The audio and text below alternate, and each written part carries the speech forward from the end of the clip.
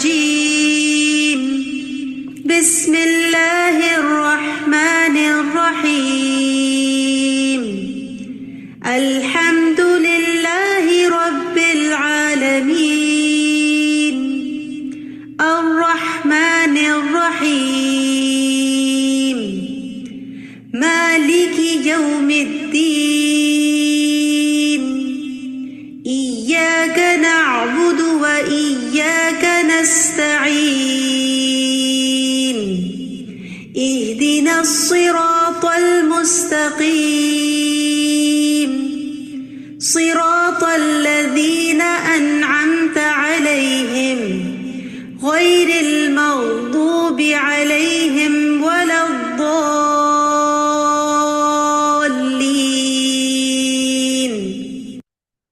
آمین یا رب العالمین نحمده ونصلی علی رسوله الکریم اما بعد فاعوذ باللہ من الشیطان الرجیم بسم اللہ الرحمن الرحیم رب اشرح لی صدری ویسر لی امری واحلل عقدۃ من لسانی یفقهوا قولی رب زدنی علما اللهم علمني الكتاب والحکمة وفقهني في الدين یا ربی لك الحمد كما ينبغي لجلال وجهك وَلِعَظِيمِ سُلطانِك آمین یا رب العالمین۔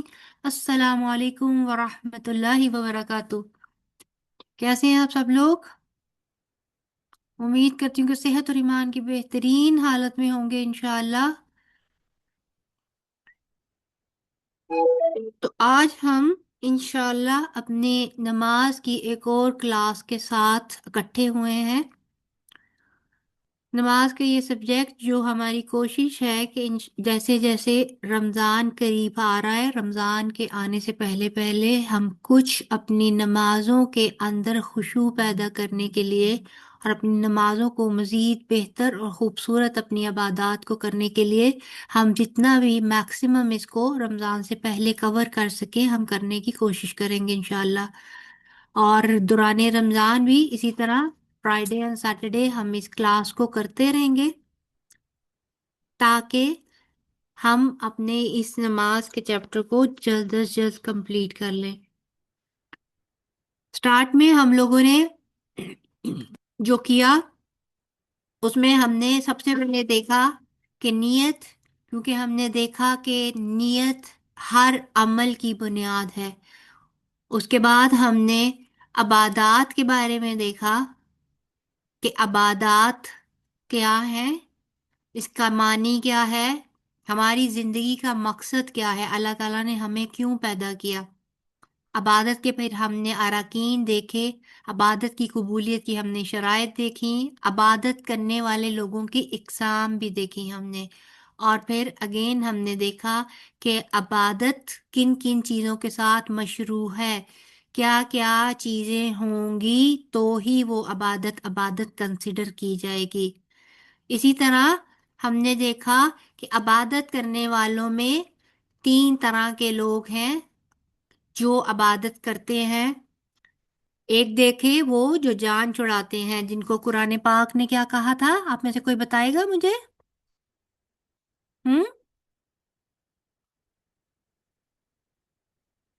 کوئی بتائے گا؟ ہم نے 3 اقسام دیکھی تھی عبادت کرنے والوں کی، کسی کو یاد ہے آپ لوگوں میں سے؟ شمینا جی آپ کو؟ نہیں اپا مجھے نہیں یاد آ رہا۔ چلیں ٹھیک ہے، یاد نہیں آ رہا تو ابھی آپ اگر آپ کو اسائنمنٹ دوں گی تو آپ کیا کریں گے؟ اس طرح نا آج کل شفٹنگ شروع ہے تو بہت مصروف ہوں، بالکل بھی ریکارڈنگ سننے کا ٹائم ہی نہیں ملتا، بس ایک ہی دفعہ جو کلاس سن لی تو رمضان میں کہیں جا کے مجھے فرصت ملے گی، ابھی تو بہت مصروفیت ہے۔ صحیح، 3 قسم کے لوگ ہم نے دیکھے تھے، ظالم لنفسہ جو اپنے نفس پر ظلم کرتے ہیں، یعنی کہ اپنے اصل فرائض جو عبادات کے ہیں ان میں بھی کمی کرتے ہیں۔ پھر مقتصد دیکھے تھے جو میانہ ور ہیں، اعتدال پسند ہے، صرف فرض لازمی کر لیتے ہیں، نوافل اور سنتوں میں کبھی کر لی اور کبھی نہ کی، ایز پر نیڈ۔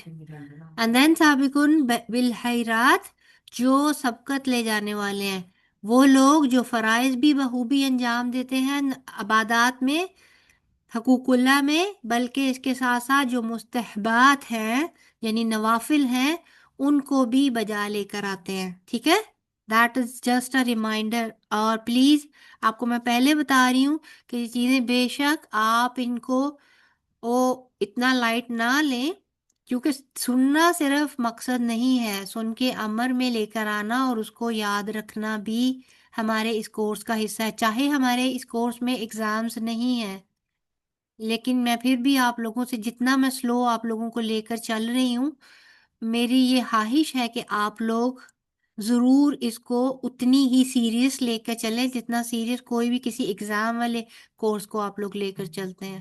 ٹھیک ہے، پھر ہم نے صلات کے معنی دیکھے تھے.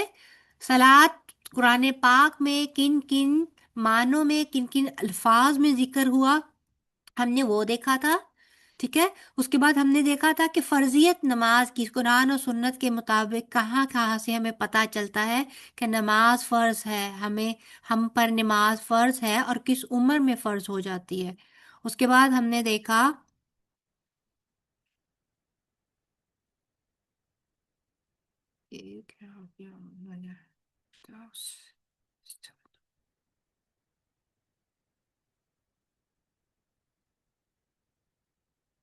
جی، اس کے بعد ہم نے دیکھا نماز کی اہمیت قرآن و سنت کی روشنی میں.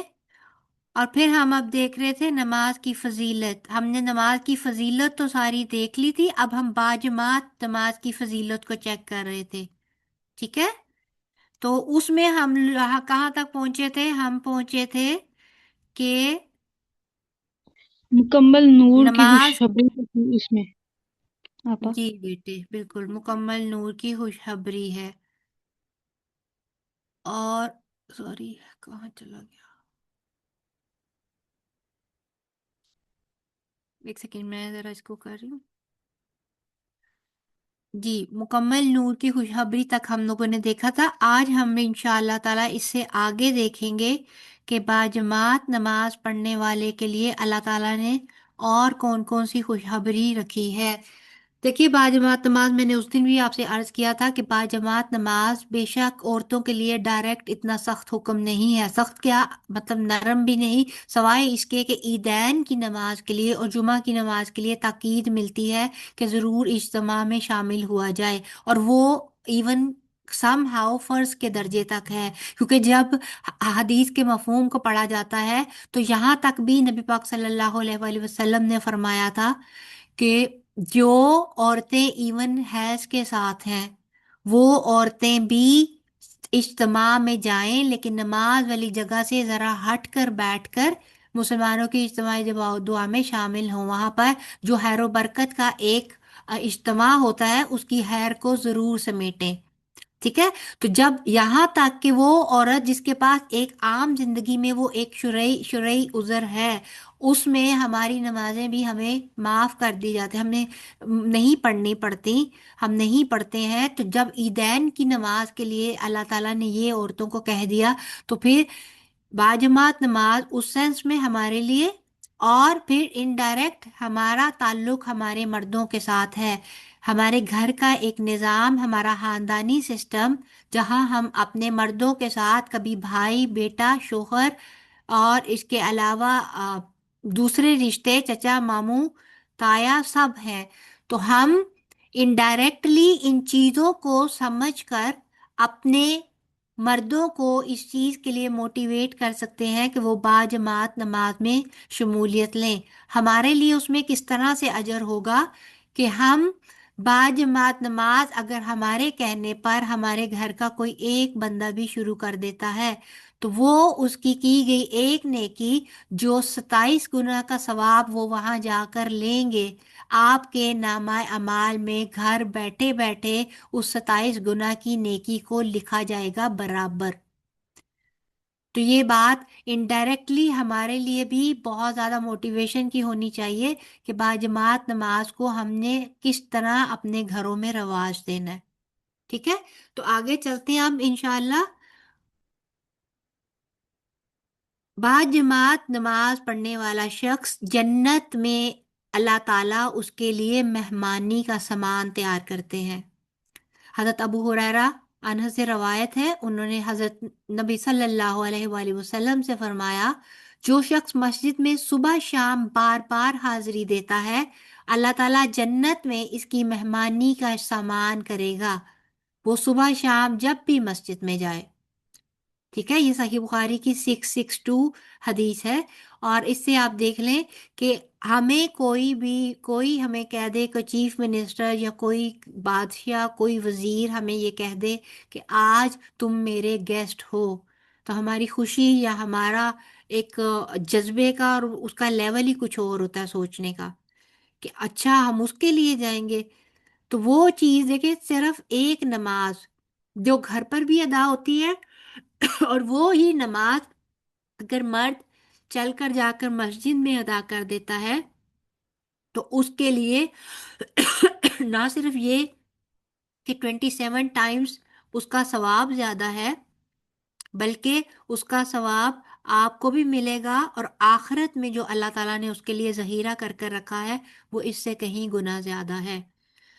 پھر ایک اور حدیث سے یہ بات پتہ چلتی ہے، یہ صحیح مسلم کی ہے، آلموسٹ تھوڑی سیم ہے لیکن تھوڑے سے الفاظ کے فرق کے ساتھ، کہ جو شخص دن کے پہلے حصے میں یا دن کے دوسرے حصے میں مسجد کی طرف گیا، اللہ تعالیٰ ہر دفعہ آنے پر اس کے لیے جنت میں میزبانی کا انتظام فرماتا ہے، جب بھی وہ آئے، صبح کو آئے یا شام کو آئے۔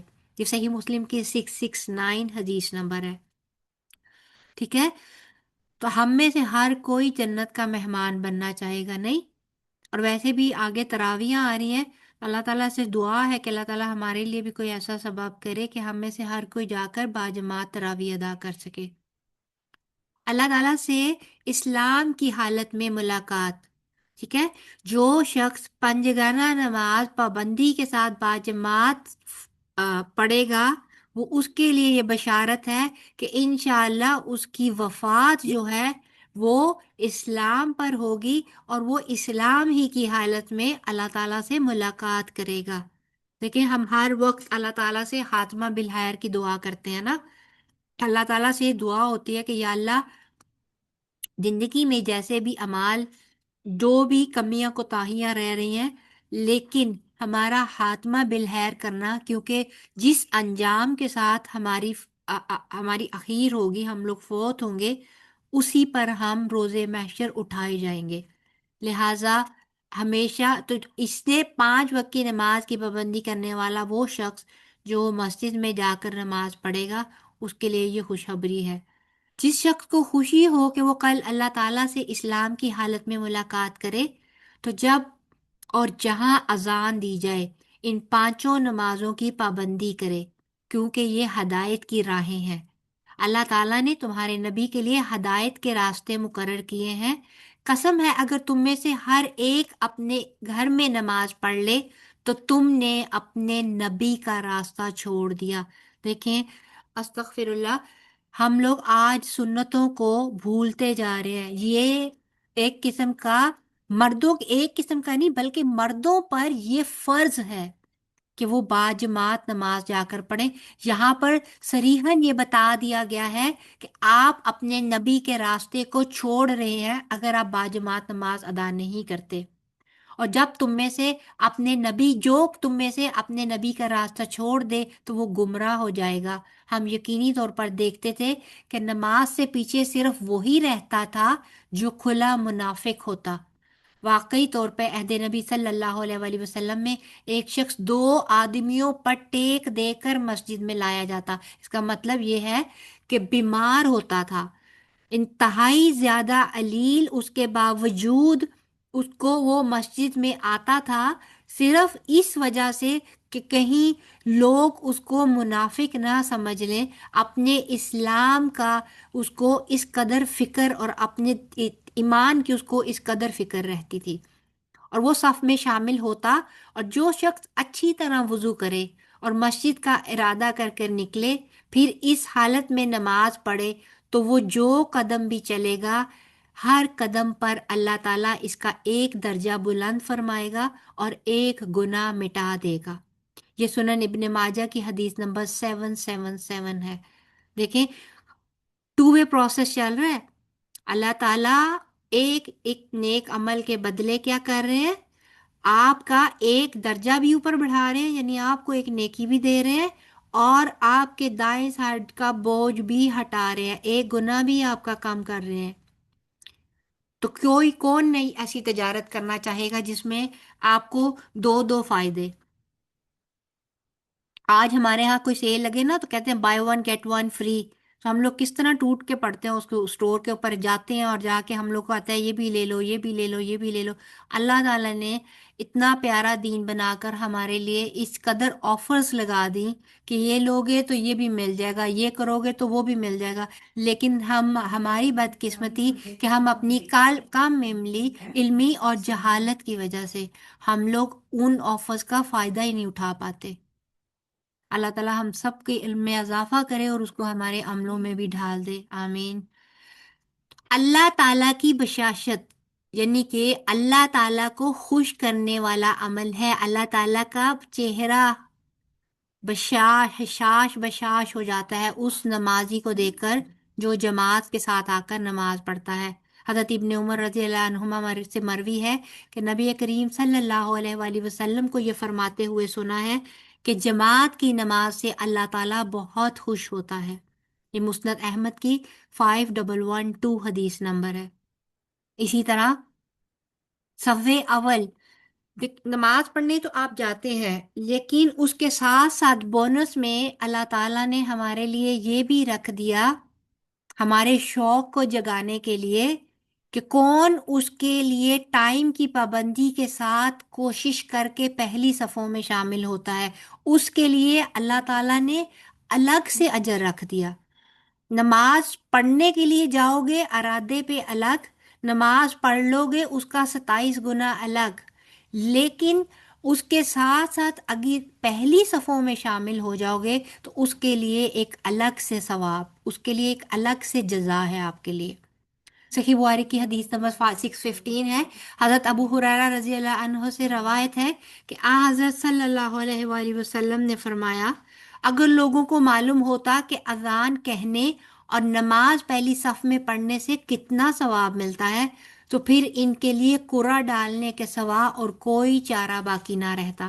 یعنی ہر کوئی یہ کوشش کرتا کہ پہلی صف میں کھڑا ہوں، لیکن اوبیسلی ایک میدان میں یا ایک مسجد میں ایک صف میں سرٹن لوگ ہی کھڑے ہو سکتے ہیں، تو اس کے بارے میں نبی پاک صلی اللہ علیہ وسلم کہتے ہیں کہ وہ پھر لوگ قرعہ اندازی کرتے، اور البتہ اس پر قرعہ اندازی ہی کرتے، اور اگر لوگوں کو معلوم ہو جاتا کہ نماز کے لیے جلدی آنے میں کتنا ثواب ملتا ہے تو وہ اس کے لیے ایک دوسرے سے آگے بڑھنے کی کوشش کرتے، اور اگر لوگوں کو معلوم ہوتا کہ عشاء اور صبح کی نماز کا ثواب کتنا ملتا ہے تو پھر چوتڑوں کے بل گھیستے ہوئے ان کے لیے آتے، گھسیٹتے ہوئے مطلب کہ ہپس کے اوپر، اگر ان کو یعنی اتنی بھی ہمت نہ ہوتی کہ چل کر آتے تو وہ اپنے آپ کو گھسیٹ کر لے کر آتے مسجدوں میں۔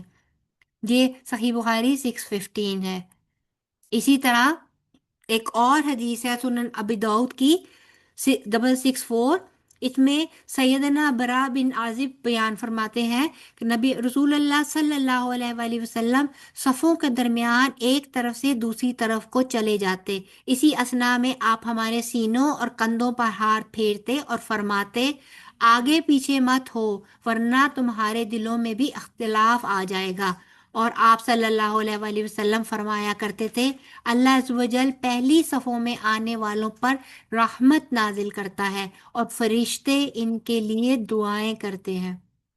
اب آپ خود دیکھیں، صف اول کی جو صف، پہلی صف، وہ فرشتوں کی صف کی مانند، اور پھر انہوں نے یہ کہا کہ آنے والے پر رحمت بھی، ثواب الگ، اور فرشتے ان کے لیے الگ سے دعائیں کرتے ہیں۔ اور میں نے لاسٹ آپ کو لیکچر میں بھی بتایا تھا کہ فرشتے جب دعائیں کرتے ہیں تو وہ دعائیں رد نہیں کی جاتی، وہ ان کی دعائیں جو ہیں وہ قبولیت کا درجہ رکھتے ہیں۔ پھر صف اول کا فرشتوں کی صف جیسا ہونا، جس کا بھی میں نے مختصراً بتا دیا. یہاں میں آپ لوگوں کے لیے صرف اس حدیث کو کوئکلی پڑھ دوں گی. سنن ابی داؤد کی ہے 554. سیدنا ابی قاف رضی اللہ عنہ سے مروی ہے، ایک روز رسول اللہ صلی اللہ علیہ وآلہ وسلم نے ہمیں صبح کی نماز پڑھائی. اس کے بعد فرمایا کیا فلاں حاضر ہے؟ لوگوں نے کہا نہیں. آپ نے پوچھا کیا فلاں حاضر ہے؟ لوگوں نے کہا نہیں. آپ صلی اللہ علیہ وآلہ وسلم نے فرمایا بلا شبہ یہ دو نمازیں منافقوں پر سب نمازوں سے بھاری ہیں، یعنی فجر کی اور عشاء کی، اور اگر تمہیں معلوم ہو کہ ان میں کیا اجر و ثواب ہے تو تم ان میں ضرور آؤ، اگرچہ گھٹنوں کے بل ہی آنا پڑے. اور پہلی صف اجر و ثواب میں فرشتوں کی صف کی مانند ہے. اگر تمہیں اس کی فضیلت معلوم ہو تو اس کے لیے ضرور سبقت کرو. انسان کی نماز ایک آدمی کے ساتھ زیادہ اجر و ثواب والی ہے بنسبت اس کے کہ وہ اکیلا پڑھے. اس کی نماز دو آدمیوں کے ساتھ زیادہ فضیلت والی ہے بنسبت اس کے کہ وہ ایک آدمی کے ساتھ مل کر پڑھے. جس قدر اہل جماعت کی تعداد زیادہ ہوگی وہ زیادہ پاکیزہ اور اللہ کو بہت زیادہ محبوب ہے. تو آپ اس سے اندازہ لگائیں کہ آج ہماری مسجدیں ان میں نمازی نہ ہونے کے برابر ہوتے ہیں، اللہ ماشاء اللہ. پوری رات کے قیام کا ثواب ملتا ہے. وہ کیسے؟ سیدنا عثمان بن عفان سے مروی ہے کہ رسول اللہ صلی اللہ علیہ وآلہ وسلم نے فرمایا کہ جس نے عشاء کی نماز جماعت سے پڑھی تو یہ آدھی رات کے قیام کی طرح ہے، اور جس نے عشاء اور فجر کی نمازیں با جماعت پڑھی تو یہ پوری رات کے قیام کی طرح ہے. سنن ابی داؤد 555 کی وہ ہے. آپ دیکھیں آپ میں سے کچھ لوگ جیسے جرمنی اٹلی وغیرہ آپ لوگ رہتے ہیں، تو اگر آپ کی ماسک آپ لوگوں کے گھر سے دور بھی ہے تو اپنے گھر کے کسی کارنر کو اس طرح ماسک کا آپ خود نیت کر لیں کہ یہ ہے، اور اپنے بچوں کے ساتھ مل کر اپنے ہسبینڈ کے ساتھ مل کر آپ گھر میں بھی ایک چھوٹی باجماعت نماز کر سکتے ہیں. اگر آپ کا ٹائم اس طرح اکٹھا ہو جائے اور آپ کریں، اس سے آپ اپنے بچوں میں بھی شوق کر ڈال سکتے ہیں، اور اس کے ساتھ ساتھ اب یہ باجماعت نماز کے جو میں نے سارے فوائد بتائے. دیکھیں ویسے تو ان تمام احادیث کا مفہوم باجماعت نماز اس اجتماع ہی کی طرف ہے جو مسجدوں میں جا کے باقاعدہ طور پہ مردوں کے لیے باجماعت ہوتی ہے. لیکن ہم اپنی سی کوشش ان غیر ممالک میں رہتے ہوئے بھی کر سکتے ہیں کہ اگر ہمارے گھروں سے مسجدیں دور بھی ہیں تو ہم اس ثواب کو پانے کی نیت سے اپنی ایک کوشش اس طریقے سے بھی کر لیں. ٹھیک ہے؟ پھر اسی طرح نماز باجماعت کا بندے کو شیطان سے محفوظ کرنے کا بھی ایک طریقہ ہے. حضرت معاذ رضی اللہ عنہ سے مروی ہے نبی کریم صلی اللہ علیہ وآلہ وسلم نے ارشاد فرمایا جس طرح بکریوں کے لیے بیڑیا ہوتا ہے اسی طرح انسان کے لیے شیطان بھیڑیا ہے جو اکیلی رہ جانے والی اور سب سے الگ تھلگ رہنے والی بکری کو پکڑ لیتا ہے. اس لیے تم گھاٹیوں میں تنہا رہنے سے اپنے آپ کو بچاؤ اور جماعت مسلمین کو، عوام کو اور مسجد کو اپنے اوپر لازم کر لو. ٹھیک ہے، یہ مسند احمد کی 22029 حدیث نمبر ہے. کس طرح واضح طور پر اور آج ہم میں سے ہر فرد، ایون گھر کے اندر ہر فرد جو ہے وہ اپنی ذات میں گم اور اکیلا اکیلا ہے. اسی طرح امام کے ساتھ آمین کہنے کے فضائل. حضرت ابو ہریرہ رضی اللہ عنہ سے روایت ہے کہ رسول اللہ صلی اللہ علیہ وآلہ وسلم نے فرمایا جب امام غیر المغضوب علیہم ولا الضالین کہے تو تم بھی آمین کہو، کیونکہ جس نے فرشتوں کے ساتھ آمین کہی اس کے پچھلے تمام گناہ معاف کر دیے جائیں گے. کیونکہ جب کہتے ہیں کہ جب امام آمین کہتا ہے نا تو فرشتے بھی اس وقت آمین کہتے ہیں. تو اگلی حدیث جو ہے اس کے تھوڑی سی ہلکی سی مختلف ہے. اس میں ایک اور حدیث ہے، اس میں یہ آتا ہے کہ جس کی آمین فرشتوں کی آمین کے ساتھ موافقت کر جائے اس کے پچھلے تمام گناہ معاف کر دیے جاتے ہیں. ٹھیک ہے، اور یاد رہے کہ یہ گناہ کبیرہ گناہ نہیں، صغیرہ گناہوں کی بات ہو رہی ہے، کیونکہ کبیرہ گناہوں کے بارے میں نے آپ کو بتایا کہ ان کی یا تو تلافی ہے یا توبہ ہے یا ان پر حد لگتی ہے. ٹھیک ہے، اس کے بغیر کبیرہ گناہوں کی کوئی معافی نہیں ہے. پھر 40 دن باجماعت نماز سے 2 باتوں سے نجات ملتی ہے۔ انس بن مالک رضی اللہ عنہ کہتے ہیں کہ رسول اللہ صلی اللہ علیہ وآلہ وسلم نے فرمایا، جس نے اللہ کی رضا کے لیے 40 دن تک تکبیر اولیٰ کے ساتھ باجماعت نماز پڑھی تو اس کے لیے 2 قسم کی برات لکھی جائے گی، ایک آگ سے برات، دوسری نفاق سے برات۔ آپ کو پتہ ہے نا، نفاق جو ہے وہ کفر کے، شرک اصغر ہے، کفر کے مترادف ہے۔ اور نفاق کی ہم نے بہت ساری قسمیں بھی پڑھی، اور انشاءاللہ جب ہم لوگ قرآن کی دوبارہ تفسیر شروع کریں گے تو ہم اس میں دیکھیں گے کہ نفاق کیا ہے۔ اور منافق صرف نبی پاک صلی اللہ علیہ وآلہ وسلم کے دور میں نہیں تھے، نفاق کی کون کون سی نشانیاں ہیں، اور ہم جب کچھ کام کرنے چھوڑ دیں یا کچھ خصلتیں جو خاص اللہ تعالیٰ نے اور نبی صلی اللہ علیہ وآلہ وسلم نے بتائی ہیں، اگر وہ ہمارے اندر وہ خصلتیں ہیں تو ہم بھی نفاق کے کسی نہ کسی درجے پر ضرور آتے ہیں۔ یہ جامعہ ترمذی کی حسن ہے۔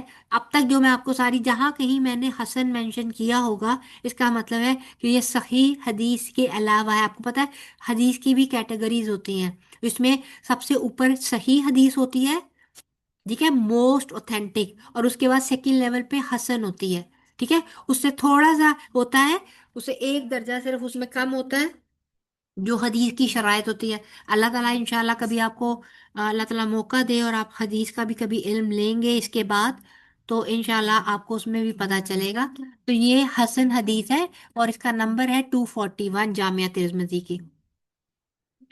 پھر عذر کے باوجود جماعت چھوڑنے کی اجازت نہیں۔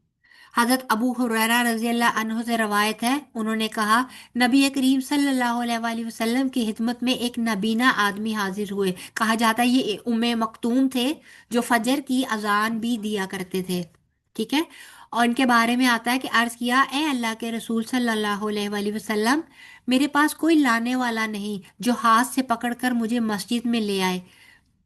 نے رسول اللہ صلی اللہ علیہ وآلہ وسلم سے درخواست کی کہ انہیں اجازت دی جائے کہ وہ اپنے گھر میں نماز پڑھ لیں۔ آپ صلی اللہ علیہ وآلہ وسلم نے پہلے انہیں اجازت دے دی، جب وہ واپس ہوئے تو آپ صلی اللہ علیہ وآلہ وسلم نے واپس انہیں بلایا اور فرمایا کیا تم نماز کا بلاوا یعنی اذان سنتے ہو؟ انہوں نے عرض کیا جی ہاں۔ آپ صلی اللہ علیہ وآلہ وسلم نے فرمایا تو اس پر لبیک کہو، یعنی کہ ضرور آ کر نماز میں حاضر ہو۔ پھر صحیح مسلم کی یہ حدیث ہے 653، ٹھیک ہے۔ اس کے بعد ہے کہ شرعی آداب کی پابندی کرتے ہوئے باجماعت نماز کے لیے جانا، یہ ہم عورتوں کے لیے ہے، ٹھیک ہے۔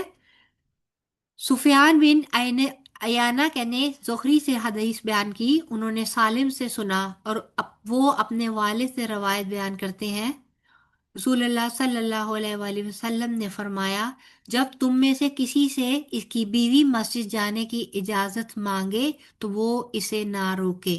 صحیح مسلم کی 442 ہے۔ آج ہمارے ہاں یہی ہوتا ہے نا، ہمیں یہ کہہ کر گھر میں بٹھایا جاتا ہے عورت کی نماز گھر میں ہی ہے، حالانکہ اگر ہم لوگ قرآن سنت کا پورا علم لیں، حدیث لیں، تو پتہ چلتا ہے کہ عیدین کے لیے عورتوں کو خاص تاکید کی گئی تھی، جمعے کے اجتماع میں شامل ہونے کا کہا گیا ہے، لیکن اور اسی لیے ایک صحابہ تھے جن سے ان کی بیوی نے اجازت مانگی تھی تو انہوں نے منع کر دیا تھا، تو پھر نبی پاک صلی اللہ علیہ وآلہ وسلم تک بات پہنچی اور انہوں نے ان کو بتایا میں اپنی بیوی کو نہیں، ہماری بیویاں تو نہیں جاتی، ہم تو انہیں جماعت میں نماز میں شامل نہیں ہونے دیتے، تو پھر نبی پاک صلی اللہ علیہ وسلم نے کہا تھا اگر وہ شوق رکھتی ہیں، اگر وہ جانا چاہتی ہیں تو ممانعت نہیں ہے، لیکن ہے کرنا کیا ہے، پورے شرعی آداب کے ساتھ، یعنی پورا پردہ ہو اور پورا آپ جس طرح آپ اپنے پردے میں سمٹ کر آپ جائیں اور وہاں پر بھی پورے شرعی آداب کے ساتھ نماز ادا کرنے کا پورا اہتمام کیا گیا ہو، پھر ہی آپ لوگوں کو جانا چاہیے، ٹھیک ہے۔ پھر اسی طرح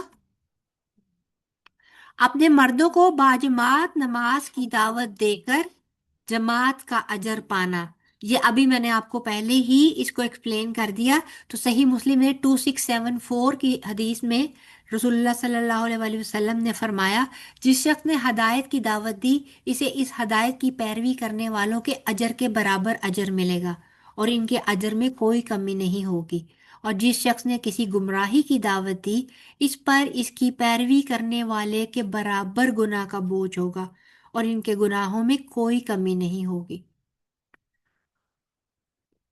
تو باجماعت نماز کی دعوت دینا اٹس سیلف اب ہیوج ہیوج ہیوج آپ کہہ لو کہ نیکی ہے، جس کا اجر اب تک آپ کو اتنی ساری احادیث کی روشنی میں پتہ چل گیا کہ وہ تمام اجر جو آپ کے مرد جا کر وہاں نماز پڑھ کر حاصل کریں گے، آپ کا صرف ان کو رغبت دلا دینا ہی آپ کو ان تمام اجر و ثواب کا حصہ دار بنا دے گا۔ ٹھیک ہے جی، یہ ہمارا الحمدللہ فضیلت کا ٹاپک بھی یہاں پر ختم ہو گیا۔ اس کے بعد انشاءاللہ ہم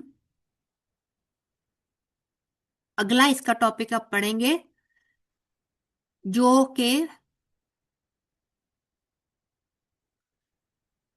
نماز کی فوائد اور اس کے نقصانات کے بارے میں ہے، کہ نماز کے ہمیں کیا کیا فائدے ملتے ہیں اور نماز سے کیا کیا ہمیں نقصانات ہوتے ہیں۔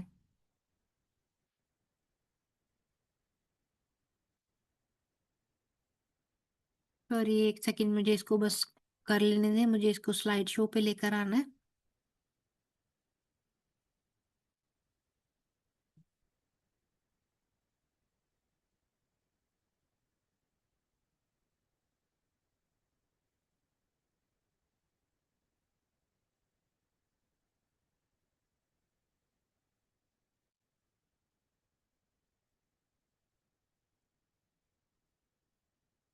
جی، تو اب ہم کیا پڑھیں گے؟ اب ہم دیکھیں گے نماز کے فوائد، کہ نماز کے فوائد کیا کیا ہیں۔ ویسے تو جو جتنی اہمیت فضیلت سب کچھ بتائی یہ اس کے فائدوں میں ہی شمار ہوتا ہے، لیکن اس کے علاوہ اور بہت کچھ ہے جس کو دیکھ کر ہمیں پتہ چلے گا، ہمیں شوق ہمارا پیدا ہوگا کہ نماز بیسیکلی ہمیں اور کیا کیا دیتی ہے۔ ٹھیک ہے، سب سے پہلے نماز آنکھوں کی ٹھنڈک ہے۔ رسول اللہ صلی اللہ علیہ وآلہ وسلم نے فرمایا کہ میری آنکھوں کی ٹھنڈک نماز میں رکھ دی گئی ہے۔ ابن قیم کہتے ہیں کہ مقصد یہ ہے کہ جس چیز کے ساتھ آنکھ ٹھنڈک محسوس کرتی ہے اس کا رتبہ اس چیز کی نسبت زیادہ اونچا اور بلند ہوتا ہے جسے انسان محبت کرتا ہے۔ اس کو آسان لفظوں میں بتائیں تو وہ یہ ہے کہ آپ ایک آگ جل رہی ہے ہمارے گناہوں کی بھی، ٹھیک ہے، اور ہم اس کو ٹھنڈا کرنا چاہتے ہیں۔ ہم اپنے رب سے محبت بھی کرتے ہیں اور اپنے رب کی محبت میں ہم نماز پڑھنا چاہتے ہیں، اور اس کے ساتھ ساتھ اپنے گناہوں کو بھی ٹھنڈا کرنا چاہتے ہیں۔ تو نماز ایک ایسی چیز ہے جو ہم اللہ کی محبت میں پڑھنے کے ساتھ ساتھ اپنے گناہوں کو بھی ہم ٹھنڈا کرتے ہیں۔ اس کے ساتھ ساتھ یہ بات بھی کہ دنیا میں نماز اللہ سے محبت کرنے والوں کی آنکھوں کی ٹھنڈک ہے، کیونکہ اس میں ہم اللہ تعالیٰ سے نہ صرف سرگوشی کر رہے ہوتے ہیں، تو جب ہم اپنے کسی بہت ہی محبوب ہستی کے ساتھ سرگوشی کر رہے ہوں، باتیں کر رہے ہوں، اس کی کمپنی میں بیٹھے ہوں، تو ہمارے دل کی کیفیت کیا ہوتی ہے؟ ہم لوگ پرسکون ہوتے ہیں، نہیں؟ ہم لوگوں کو اس سے زیادہ اچھا ٹائم اس وقت کچھ اور لگ ہی نہیں رہا ہوتا، ہم چاہتے ہیں کہ وہ ٹائم کبھی ختم ہی نہ ہو۔ تو بالکل ایک نمازی کا، ایک ایسا انسان جو خالصتاً اللہ تعالیٰ کی رضا کی خاطر نماز پڑھتا ہے، جس کو نماز کی لذت لگ جاتی ہے، اس کو پھر نماز کے بغیر چین آتا ہی نہیں ہے۔ وہ اللہ تعالیٰ کا جب تک وہ ذکر نہیں کرتا، اس کے لیے اللہ تعالیٰ کے لیے عاجزی اور خشوع اختیار نہیں کرتا، اس کے بغیر وہ اپنے آپ کو بالکل بے چین اور بے سکون پاتا ہے۔ پھر اسی طرح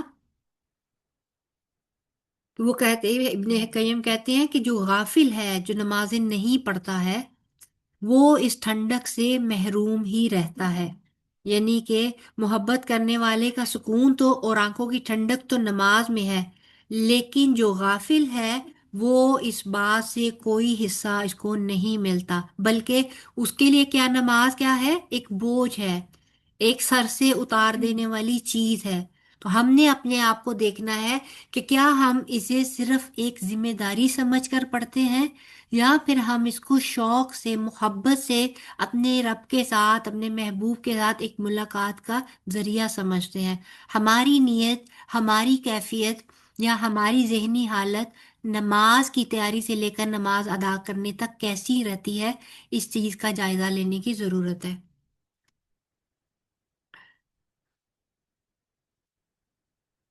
پھر آگے اس کی دوسری جو ہے وہ کامیابی کا حصول. اس کا ایک اور فائدہ کیا ہے کہ نماز جو ہے وہ کامیابی اس سے ملتی ہے.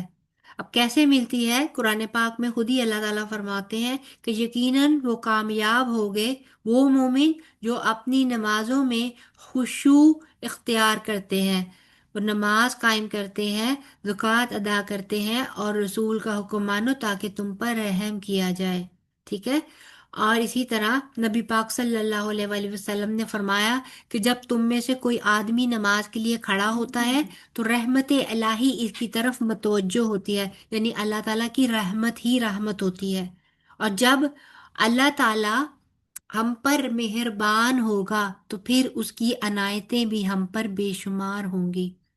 ہمیں انشاءاللہ ہمارے ہر میدان میں کامیابی ہی کامیابی ہوگی. ناکامی اسی صورت میں ہوتی ہے جب ہم کوئی نافرمان ہوتا ہے، کہتے ہیں نا با ادب با مراد. اسی طرح اگر ہم اپنے رب کے اس حکم پر عمل کرتے ہیں پھر رزق بھی ہوگا، برکت بھی ہوگی، کامیابی اس دنیا میں بھی، اس دنیا کے حوالے سے بھی اور اگلے جہان میں بھی. اسی طرح نبی کریم صلی اللہ علیہ وآلہ وسلم نے فرمایا کہ اللہ تعالیٰ فرماتے ہیں اے ابن آدم، تم اپنے آپ کو میری عبادت کے لیے فارغ کر لو، میں تمہارے دل کو بے نیازی سے بھر دوں گا اور تمہارا فقر دور کر دوں گا. آج ہماری نمازیں کیوں جاتی ہیں زیادہ؟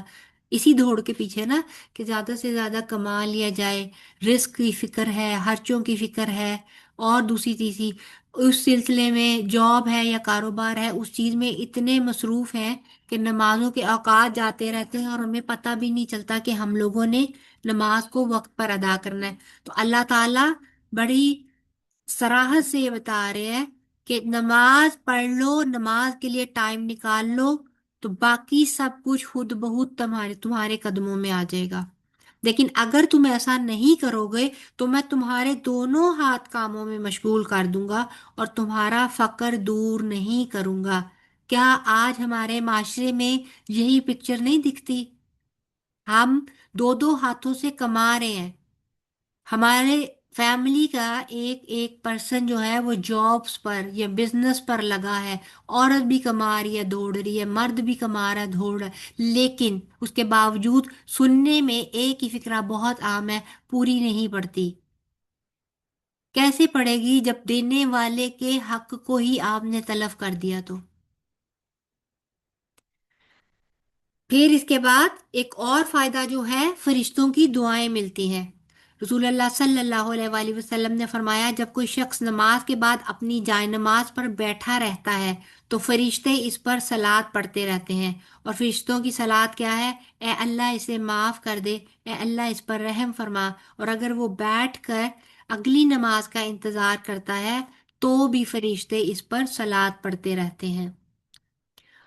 لہذا نماز پڑھیں یا نماز کے بعد نماز کا انتظار کریں، اس میں آپ کے لیے انشاءاللہ خیر ہی خیر ہوگی. دیکھیں اس میں ایک اور چیز بھی ہے، آپ ایک اور کام بھی کر سکتے ہیں.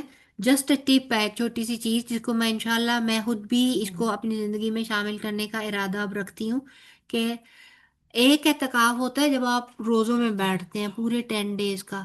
اعتکاف کا بیسیکلی مقصد تو یہ ہوتا ہے نا، اپنے آپ کو دنیا کی تمام مصروفیت سے الگ تھلگ کر کر آپ اپنے آپ کو اللہ تعالیٰ کی عبادت کے لیے خاص کر لیتے ہیں.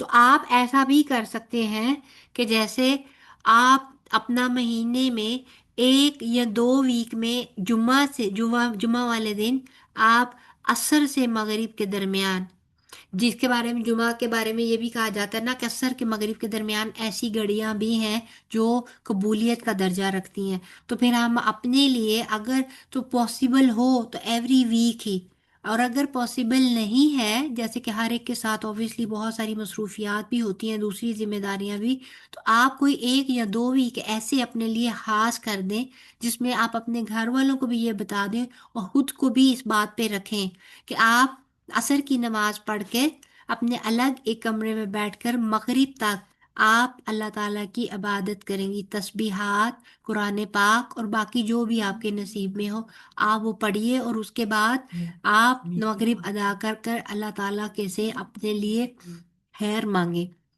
تو انشاءاللہ تعالیٰ اس سے بھی آپ کی زندگیوں میں دیکھیے گا ایک بہت اچھا بدلاؤ آئے گا، بہت اچھی اللہ تعالیٰ کی آپ کو ایک برکت اور رحمت اپنی زندگی پہ محسوس ہوگی انشاءاللہ، ٹھیک ہے۔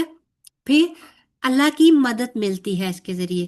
برین حذیفہ بیان کرتے ہیں کہ رسول اللہ صلی اللہ علیہ وآلہ وسلم کو جب کوئی مسئلہ درپیش ہوتا تو نماز پڑھنے لگتے، لہٰذا دیکھیے آپ کو میں نے پہلے بھی ایک دن کہا تھا کہ جب بھی کوئی آزمائش آئے کسی بھی اور بندے سے کانٹیکٹ کرنے سے پہلے اپنے رب کے دروازے کو ایک دفعہ ضرور کھٹکھٹا لیا کرے، حاجت کے نفل ضرور ادا کر لیا کرے، کیونکہ اس کے بعد آپ جس بھی در پر جائیں گے اس کے دل میں اللہ تعالیٰ نے ہی آپ کے لیے ڈالنی ہے۔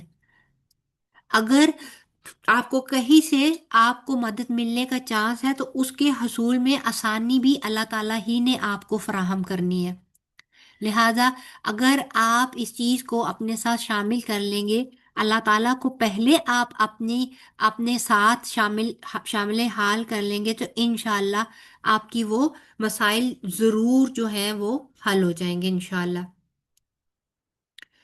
پھر اسی طرح آپ صلی اللہ علیہ وآلہ وسلم نے فرمایا کہ صبح کی نماز پڑھے جو اور شام تک وہ اللہ کے ذمے ہے، اور جو شام سے پڑھے وہ صبح تک اللہ تعالیٰ کے ذمے ہے، یعنی کہ اللہ تعالیٰ کی حفاظت میں ہے۔ اسی طرح صحت و تندرستی بھی ملتی ہے۔ اب وہ کیسے؟ ابن قیم کہتے ہیں، یہ بہت بڑے ایک اسکالر ہیں، وہ کہتے ہیں کہ نماز جسم اور روح کی مشترکہ ورزش ہے، ٹھیک ہے؟ اس کو بے شک اپنا لکھ لیجئے موٹا موٹا کر کے اپنی کاپیز پہ کہ نماز جسم اور روح کی مشترکہ ورزش ہے۔ دیکھیں آپ کیا کرتے ہیں؟ یوگا کرتے ہیں، وہ آپ نہ کرتے ہوں لیکن بہت ساری دنیا کرتی ہے۔ یوگا کرنے کے لیے اسپیشلی جا کے کلاسز اٹینڈ کی جاتی ہیں، سیشنز ہوتے ہیں، اس میں کیا ہوتا ہے؟ ڈفرینٹ قسم کی ایکسرسائزز جس میں وہ آپ کو پوری فل کنسنٹریشن کے ساتھ آنکھیں بند کر کے کچھ نہ کچھ اپنے دماغ میں ایسی سوچ لے کر آنے کے لیے یا کچھ پڑھنے کچھ بولنے کے لیے آپ کو کہتے ہیں، خاص قسم کے اینگل سے آپ کی باڈی موومنٹس کرائے جاتے ہیں۔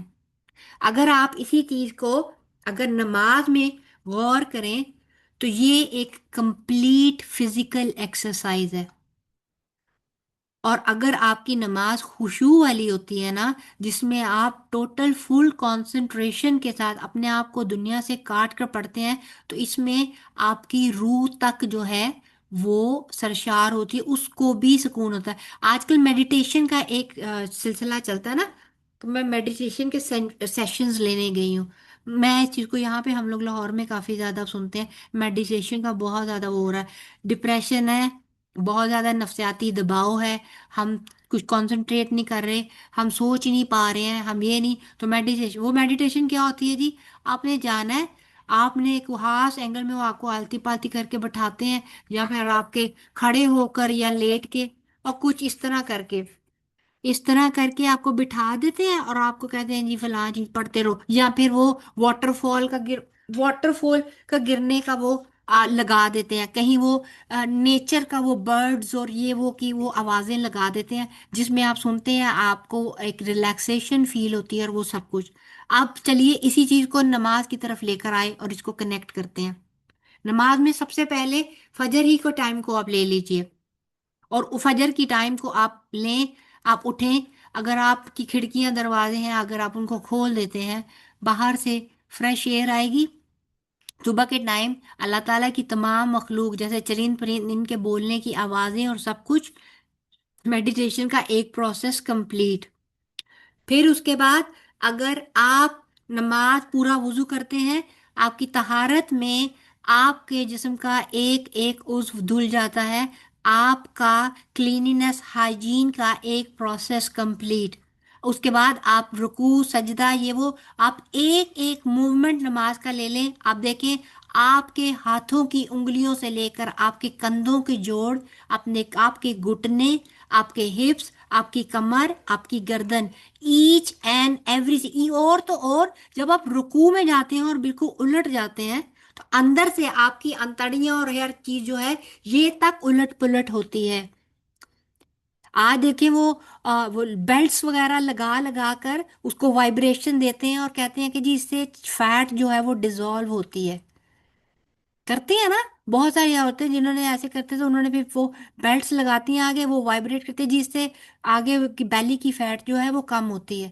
تو یہ نماز جو ہے ایک کمپلیٹ ایکسرسائز ہے جو آپ کو اگر ڈیلی 5 وقت آپ کرتے ہیں تو ڈیفینیٹلی آپ کو اس کے میکسیمم بینیفٹس ملیں گے.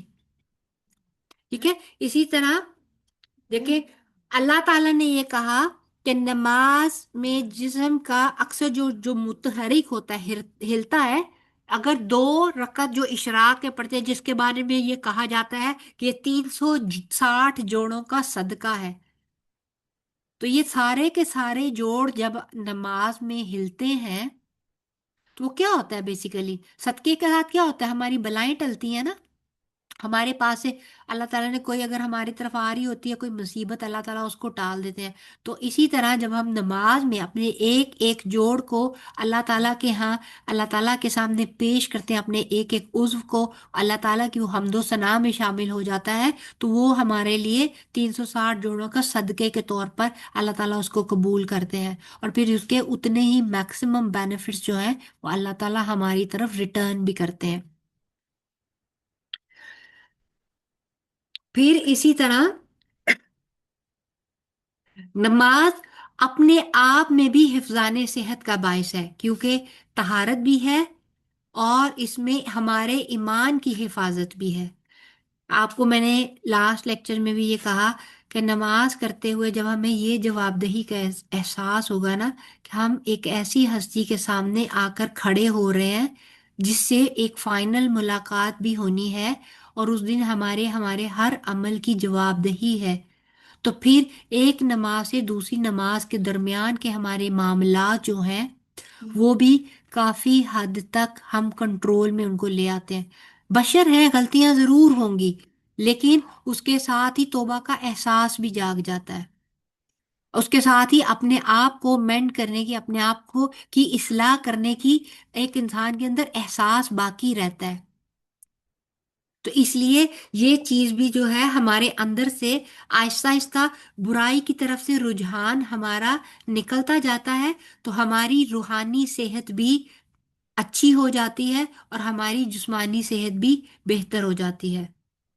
اسی طرح تہجد کی نماز کے بارے میں بھی بہت سارے وہ ہیں کہ اس میں بھی صحت کے بہت زیادہ اس کے لیے ہمارے جسم پر، ہمارے مائنڈ پر بہت سارے اچھے اثرات مرتب ہوتے ہیں. جیسے ارلی مارننگ جاگنے والوں کے لیے کہا جاتا ہے کہ یہ بہت ساری جن کو کرونک ڈیسیزز کہا جاتا ہے نا، جو سال ہر سال سے ہوتی ہیں آپ کے ساتھ اور آپ دوائیاں بھی کھاؤ کچھ بھی کرو تو وہ نہیں نکلتی ہیں، تو ارلی مارننگ کے لیے آج کی سائنس بھی کہتی ہے کہ جو لوگ جلدی جاگنے کے عادی ہیں ان لوگوں میں ان بیماریوں کا رجحان کم ہے بنسبت ان لوگوں سے جو لوگ لیٹ تک سوتے ہیں اور لیٹ جاگتے ہیں.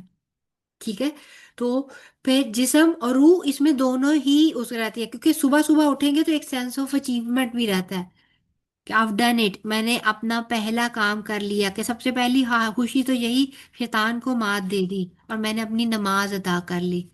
پھر صبح سویرے اٹھنے سے وقت میں بھی برکت رہتی ہے کہ آپ وہ ٹائم جو دیر تک سونے میں آپ نے ویسٹ کیا، اس کی بجائے آپ نے اپنے بہت سے کچھ ایسے کام کر لیے جو باقی دن کی روٹین جس میں بہت زیادہ ہبڑ تبڑ ہوتی ہے، اس ٹائم پہ جیسے فرض کریں آپ یہ پڑھ رہے ہیں، تو اگر ہم میں سے ہر ایک کوئی اوبیسلی جیسے آپ لوگ اگر لوگوں میں مائیں بھی ہیں اور بھی ہیں، تو آپ لوگوں نے دن میں بچوں کے اور بہت سارے کام بھی کرنے ہیں، تو آپ کیا کر سکتے ہیں، مارننگ میں ارلی اٹھ کر آپ اپنا یہی سبق اپنے تجوید کی جو اپنے دہرائی کرنی ہے، یا آپ نے ریکارڈنگ دوبارہ نہیں سن سکے، آپ اس وقت بیٹھ کر سن لیں، کیونکہ اس وقت آپ کی اور کوئی کمٹمنٹ نہیں ہوتی، تو آپ اس وقت یہ کر سکتے ہیں، تو آپ کے جب ٹائم مینجمنٹ ہو جائے گی، آپ اپنی ہر کام کو اچھے سے مینج کر سکیں گے نا، تو پھر آپ سٹریس بھی زیادہ نہیں ہوں گے، جس کا الٹیمیٹلی جو ریزلٹ ہے وہ آپ کے اچھے موڈ، آپ کی اچھی صحت، اور پھر اچھے موڈ میں رہنے سے آپ کے تعلقات اپنے گھر والوں کے ساتھ اچھے، اگر کبھی وہ بھی ہوتی ہیں ایسی سچویشن جس میں سم ٹائم کچھ کوششیں نہیں بھی کامیاب انسان کی ہو پاتی، بٹ ایٹ لیسٹ اچھا سوچنے یا اچھی کوشش کر لینے میں کوئی حرج نہیں ہے، ٹھیک ہے۔ پھر بیماریوں سے شفا بھی ہے، اس کا ایک فائدہ یہ بھی ہے، ابن قیم کہتے ہیں کہ اللہ کا ذکر کرنا، اس کی طرف متوجہ ہونا، اس کی طرف رجوع کرنا اور مدد کے لیے نماز کی طرف لپکنا، پس ایسے ہے، ایسے علیل ہیں، ایسے بیمار ہیں جنہیں شفا دی گئی، اور کتنے ہی ایسے بیمار ہیں جنہیں عافیت دے دی گئی۔ حضرت ابو ہریرہ سے روایت ہے کہ نبی پاک صلی اللہ علیہ وآلہ وسلم دوپہر کے وقت ظہر کی نماز کے اول وقت میں مسجد میں تشریف لے گئے، میں بھی اول وقت مسجد میں چلا گیا، میں نے نفل نماز پڑھی اور پھر بیٹھ گیا، نبی پاک صلی اللہ علیہ وآلہ وسلم میرے پاس متوجہ ہوئے اور فرمایا کیا تیرے پیٹ میں درد ہے؟ میں نے کہا جی ہاں اللہ کے رسول صلی اللہ علیہ وآلہ وسلم۔ تو آپ صلی اللہ علیہ وآلہ وسلم نے فرمایا اٹھ کر نماز پڑھ، کیونکہ نماز میں شفا ہے۔ ایک روایت میں یہ بھی آتا ہے کہ آپ نے فارسی میں کہا عشق مت درد، کیا تیرے پیٹ میں درد ہے؟ یہ ابن ماجہ کی 3458 ہے، ٹھیک ہے۔ اسی طرح پھر یہ ہماری اخلاقی لحاظ سے بھی تعظیم و آرائش کرتا ہے، ہمیں اخلاقی لحاظ سے بھی ہمیں مؤدب کرتا ہے۔ نماز میں اس میں ابن تیمیہ کہتے ہیں، یہ ابن تیمیہ جو ہے وہ امام ابن قیم کے بھی استاد تھے، وہ نماز کو اگر آپ اس طرح ادا کریں جیسے کہ حکم دیا گیا ہے تو یہ نماز اسے برائی اور بے حیائی سے روک دیتی ہے، اور وہ جب وہ اسے نہ روکے تو اس بات کی دلیل ہے کہ وہ نماز کے حق کو ضائع کر رہا ہے، پھر اس کی نماز ہی ٹھیک نہیں ہے۔ استغفر اللہ، ہمیں اس چیز پہ غور کرنا ہے کہ واقعی اگر ہماری نمازیں ہمیں نہیں بدل رہی تو پھر ہمیں اپنی نمازوں کا جائزہ لینے کی ضرورت ہے کہ ہم کہاں کہاں کس کس جگہ پر کمی کر رہے ہیں، کہ وہ نماز ہماری قبولیت کے اس درجے پر ہی نہیں آ رہی کہ جہاں پر پھر ہماری اصلاح کا پروسیس سٹارٹ ہو سکے۔ پھر نماز سے روشنی بھی ملتی ہے، نبی پاک صلی اللہ علیہ وآلہ وسلم نے فرمایا تھا الصلاۃ نور، یعنی کہ نماز نور ہے، یہ ایک حدیث کے درمیان کا سینٹر کا تھوڑا سا ٹکڑا ہے، اس کے علاوہ انہوں نے بھی کہا تھا کہ صدقہ برہان ہے، اور بھی باقی چیزوں کے بارے میں آپ صلی اللہ علیہ وآلہ وسلم نے فرمایا تھا، اور اسی کے دوران آپ نے کہا تھا کہ نماز نور ہے۔ پھر غیر اخلاقی برائیوں سے دور کرتی ہے، سورہ معارج میں آتا ہے کہ بلا شبہ انسان تھوڑ دلا بنایا گیا ہے، جب اسے کوئی تکلیف پہنچتی ہے تو گھبرا اٹھتا ہے، اور جو مال ملتا ہے تو بخیل بن جاتا ہے، سوائے نماز ادا کرنے والوں کے جو اپنی نمازوں پر ہمیشگی کرنے والے ہیں، یعنی ہمیشہ پڑھتے ہیں اور پابندی کے ساتھ پڑھتے ہیں۔ اسی طرح ایک آدمی نبی پاک صلی اللہ علیہ وآلہ وسلم کے پاس گیا اور کہا کہ فلاں آدمی رات کو نماز تو پڑھتا ہے لیکن صبح کے وقت چوریاں کرتا ہے، آپ نے فرمایا ان قریب وہ جو نماز میں کہتا ہے وہ اس کو چوری سے روک دے گا، یعنی اگر یہ اس کی نماز ٹھیک ہو گئی تو چوری بھی ختم ہو جائے گی۔ اسی طرح آزمائشوں کو دور کرنے کا ذریعہ آزمائشوں سے چھٹکارا ملتا ہے۔ حضرت حذیفہ کہتے ہیں کہ انسان کا وہ فتنہ جو اس کی بیوی، اولاد اور پڑوسی میں ہوتا ہے، نماز، صدقہ اور اچھی بات اس کے لیے کفارہ بن جاتی ہے، یعنی وہ آنے والی مصیبت ہوتی ہے جو نماز کی وجہ سے چلی جاتی ہے۔ اسی طرح آگے جو اس کے علاوہ کیا ہے کہ نماز پڑھنا ایک کامیاب تجارت ہے۔ اللہ تعالیٰ فرماتے ہیں کہ بے شک وہ لوگ جو اللہ کی کتاب کی تلاوت کرتے ہیں اور انہوں نے نماز قائم کی اور جو کچھ ہم نے انہیں دیا اس میں سے انہوں نے پوشیدہ اور ظاہر خرچ کیا تو وہ ایسی تجارت کی امید رکھتے ہیں جو کبھی برباد نہ ہوگی۔ کیا ہم دنیا میں کسی ایسی تجارت کی، کسی ایسے بزنس کی گارنٹی دے سکتے ہیں جو 100% صرف پروفٹ ہی دے، جس میں ہمیں کسی قسم کا لاس نہ ملے؟ لیکن اللہ تعالیٰ ہمیں ایک ایسی تجارت کی بشارت دے رہے ہیں جس میں صرف پروفٹ ہی پروفٹ ہے، نو لاس۔ تو ہمیں یہ وہ تجارت جو ہم لوگ دکانوں پر کھڑی ہو کر کرتے ہیں، جس کے بارے میں جس کا 1 روپیہ بھی ہمارے ساتھ نہیں جانا، اس کی نسبت ہم اللہ تعالیٰ کے ہاں ایسے سکے کیوں نہ اکٹھے کریں جس کا بینیفٹ وہاں جا کر ہمیں کئی کئی گنا بڑھا کر ملے گا۔ اسی طرح اجر عظیم کے حصول کا بھی ذریعہ ہے۔ لیکن ایک یہ قرآن پاک ہی میں ہے، لیکن ان میں سے جو لوگ علم میں پختہ ہیں اور جو مومن ہیں وہ اس پر ایمان لاتے ہیں جو تیری طرف نازل کیا گیا ہے اور وہ تجھ سے پہلے نازل کیا گیا ہے، اور نماز ادا کرنے والے ہیں اور جو زکوٰۃ دینے والے ہیں اور اللہ اور یوم آخرت پر ایمان لانے والے ہیں، یہ لوگ ہیں جنہیں عنقریب ہم بہت بڑا اجر عطا کریں گے۔ دیکھیں، سب سے پہلے کیا ہوا؟ ایمان لے کر آنا، اور اس کے بعد دوسری فورموسٹ ڈیوٹی، سب سے زیادہ امپورٹنٹ ڈیوٹی کیا کی کہ نماز ادا کرنے والے ہیں۔ اس کے بعد زکوٰۃ آئی، اس کے بعد باقی سب کچھ آیا، تو پھر کہا کہ عن قریب بہت بڑا اجر عطا کریں گے۔ لیکن بات کس کی گئی گی؟ علم کی پختگی کی۔ ابھی میں نے آپ سے بات کی نا، آپ نے کہا سنا نہیں، دیکھا نہیں، سمجھ میں نہیں آیا، وہ یاد نہیں، بات دوبارہ دیکھنے کا ٹائم نہیں ملا۔ تو دیکھیں یہاں حالی آپ کا ایک لیکچر سننے سے علم پختہ نہیں ہوگا، یہ چیزیں آپ کے اندر نہیں بیٹھیں گی۔ دل میں علم اترتا ہی اس وقت ہے جب اس کو آپ بار بار سنیں گے، بار بار لیں گے۔ اس کے بغیر علم آ جائے گا، ایک سنا، علم پختہ نہیں ہوا، عمل میں نہیں ڈلے گا۔ جب تک عمل میں نہیں ڈھلے گا ایمان نہیں بڑھے گا، اور جب تک ایمان نہیں بڑھے گا ہم اپنے ساتھ کسی خیر کی توقع نہیں کر سکتے، نہ اس دنیا میں نہ آخرت میں۔ ٹھیک ہے؟ لہذا پلیز کوشش کیا کریں کہ آپ جو علم لے رہے ہیں وہ ایک تو یہ کہ لیں تو اس کو ریوائز ضرور کریں۔ ایک طالب علم اسی وقت ایک اچھا طالب علم رہتا ہے جب وہ اپنے کلاس کے پڑھے ہوئے کو بعد میں بھی ایک دفعہ اپنی نظروں سے ضرور گزارتا ہے، اس کو یاد رکھنے کی کوشش کرتا ہے۔ جب چیزیں یاد ہی نہیں رہیں گی تو وہ عمل میں کیسے آئیں گی؟ اگر آپ لوگوں کو یہ یاد ہی نہیں ہوگا کہ وے وی اسٹینڈ، کہاں کیا کیا بتایا گیا تھا ہمارے لیے، کہاں کہاں کون کون سی خوشخبری ہے، مجھے اس سے ملنے والے فائدے کیا ہیں، اگر یاد ہی نہیں رہے گا تو ہم پھر اس کو عمل میں کیسے لے کر آئیں گے؟ ہمارے لیے کیا چیز موٹیویشن کا سبب بنے گی اگر کچھ یاد ہی نہیں رہتا؟ تو نہیں ملے گی نا موٹیویشن۔ ابھی سنا، ابھی سنتے سنتے ہم میں سے ہر ایک کا ایمان کا لیول بوسٹ کر کے وہ اوپر جائے گا۔ ہم میں سے ہر ایک کی نیت اور ارادہ یہ ہوگا کہ جتنا کچھ سنا ہے اس سب پہ عمل بھی کرنا ہے، اس سب کو یاد بھی رکھنا ہے اور اس سب کو لے کر چلنا بھی ہے۔ ایسے ہی ہے نا؟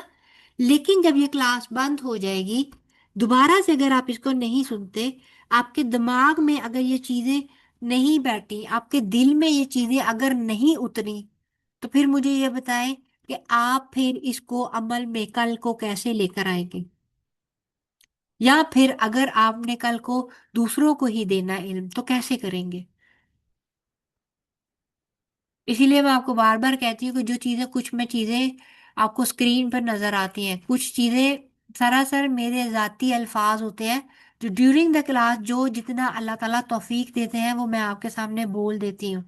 تو اس میں سے جو چیز آپ کو سمجھ میں آتی ہے، جو چیز آپ کو لگتا ہے یاد رکھنے کے قابل ہے اور آپ کو آپ کی پریکٹیکل لائف میں فائدہ دے سکتی ہے، اس کو آپ خود نوٹ کیا کریں.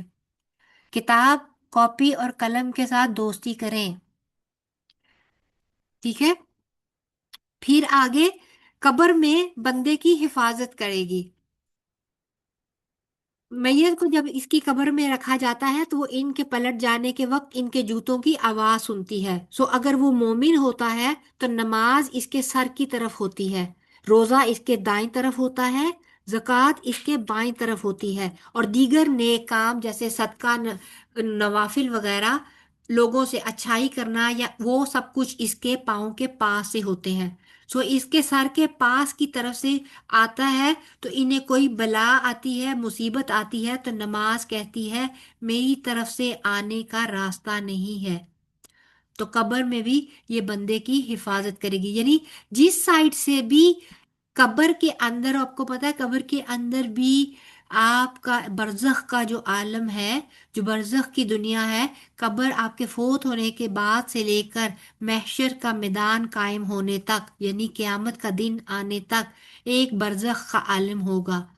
ایک ایسی دنیا قبر کے اندر، اور ایک ایسی جگہ پر آپ کو روز آپ کا وہ مقام دکھایا جائے گا جو آپ کا الٹیمیٹ مقام ہوگا.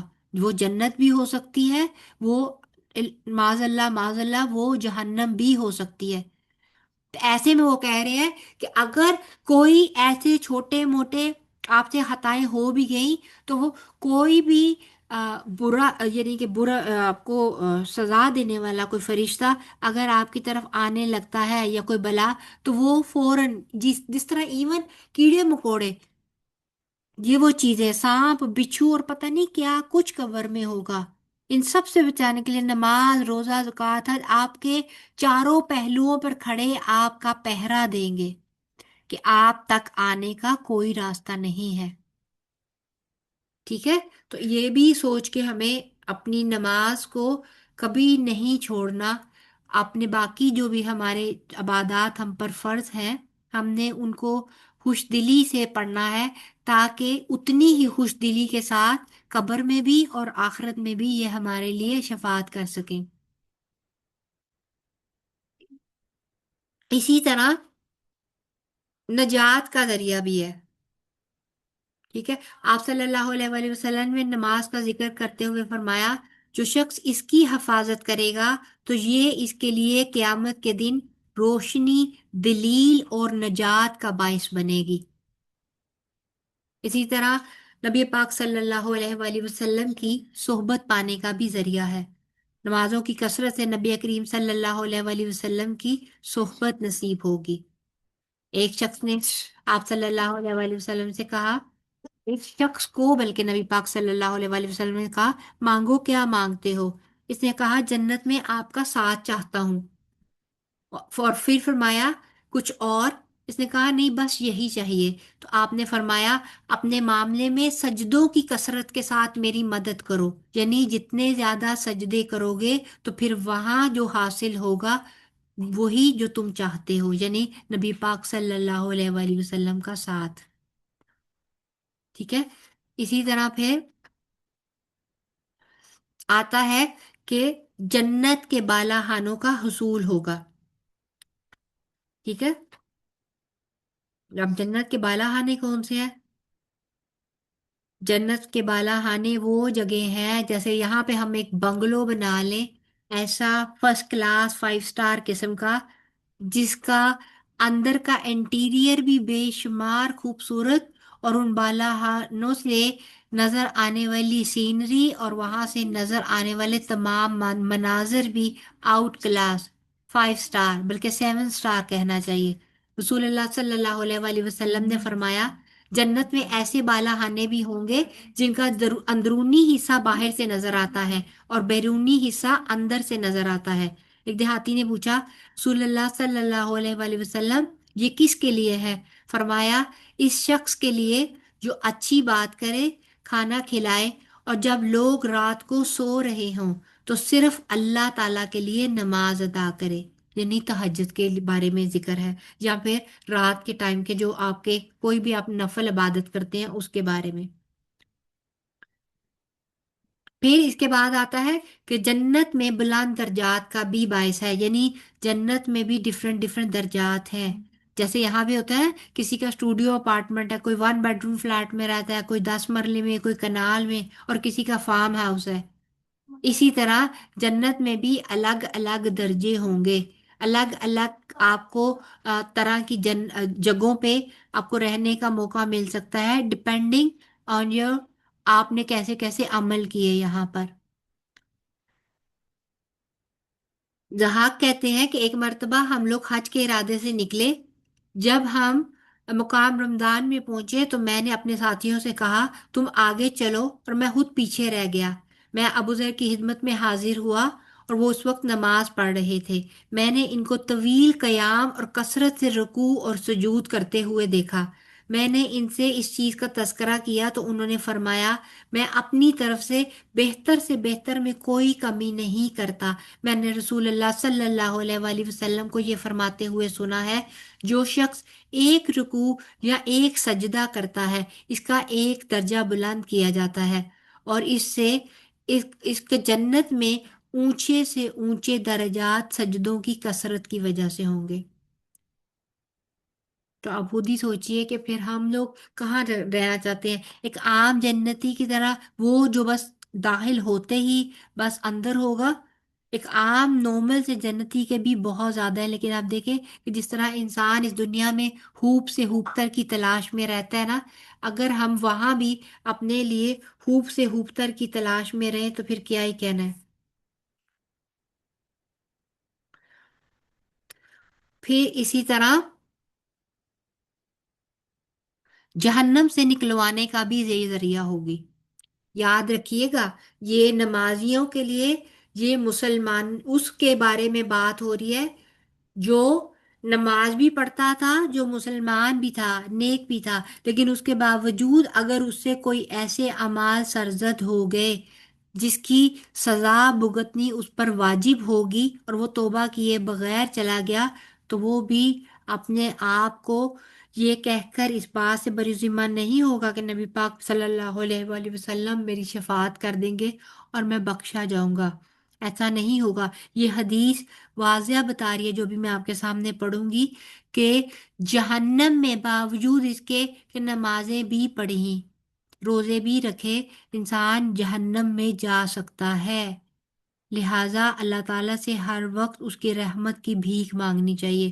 نبی کریم صلی اللہ علیہ وآلہ وسلم نے فرمایا تم لوگ آج کے دن اپنا حق لینے میں جتنا تقاضا اور مطالبہ مجھ سے کرتے ہو، اس سے کہیں زیادہ اس وقت مومن جبار سے کریں گے، یعنی اللہ تعالیٰ سے، کہ جب وہ دیکھیں گے کہ اپنے بھائیوں میں سے صرف انہیں نجات ملی ہے اور باقی سارے دوست چلے گئے جہنم میں، تو وہ عرض کریں گے اے ہمارے رب، ہمارے بھائی ہمارے ساتھ نمازیں پڑھتے تھے، ہمارے ساتھ روزے رکھتے تھے، ہمارے ساتھ نیک عمل کرتے تھے، انہیں دوزخ سے نجات عطا کر دے۔ تو اللہ تعالیٰ فرمائیں گے جاؤ، جس کے دل میں 1 دینار برابر ایمان ہے، پاؤں سے دوزخ سے نکال لاؤ، اور اللہ ان کے چہروں پر آگ کو حرام کر دے گا۔ وہ آئیں گے اور دیکھیں گے کچھ تو قدموں تک غائب ہو گئے، کچھ پنڈلی تک، جنہیں وہ پہچان لیں گے، انہیں وہ وہاں سے نکال لیں گے اور پھر واپس آئیں گے تو اللہ تعالیٰ ان سے فرمائے گا جاؤ، جس کے دل میں نصف دینار کے برابر ایمان ہے اس کو بھی نکال لاؤ۔ وہ نکال لائیں گے۔ پھر اللہ تعالیٰ فرمائے گا جاؤ، جس کے دل میں ذرہ برابر بھی ایمان ہے اسے بھی نکال لاؤ، چنانچہ وہ انہیں بھی نکال لائیں گے۔ تو ابو سعید نے کہا اگر تم میری تصدیق نہیں کرتے تو یہ آیت پڑھو کہ بے شک اللہ ایک ذرے کے برابر بھی ظلم نہیں کرتا، اگر کوئی نیکی ہو تو اسے 10 گنا کر دے گا۔ یعنی اگر کسی کے دل میں رائی برابر بھی ایمان ہوگا تو اللہ تعالیٰ اسے جہنم سے باہر نکال دیں گے، لیکن جہنم میں جانے کے باوجود وہ عذاب، یعنی کہ جیسے پیشانی ہے، وہ عذاب چمکیں گے اور ان کے چمکنے کی وجہ سے وہ جہنمیوں میں جل جانے کے باوجود ان کی پہچان وہاں سے ہو جائے گی کہ یہ نمازی ہے، ان کو نکال لیا جائے گا۔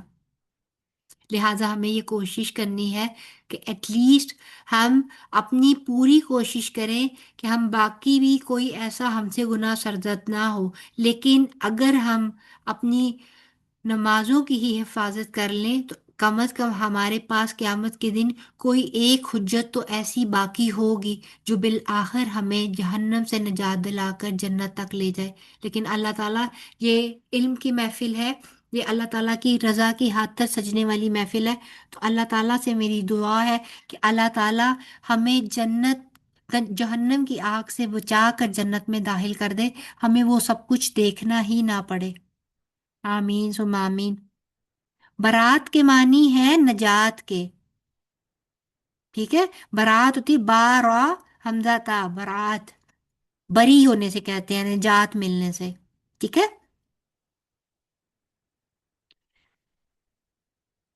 تو یہ تو ہو گئے تھے اس کے فائدے، ٹھیک ہے؟ آگے اب ہم اس کے دیکھیں گے نقصانات۔ اگر یہاں تک کسی کا کوئی کوشچن ہے تو آپ لوگ کر سکتے ہیں۔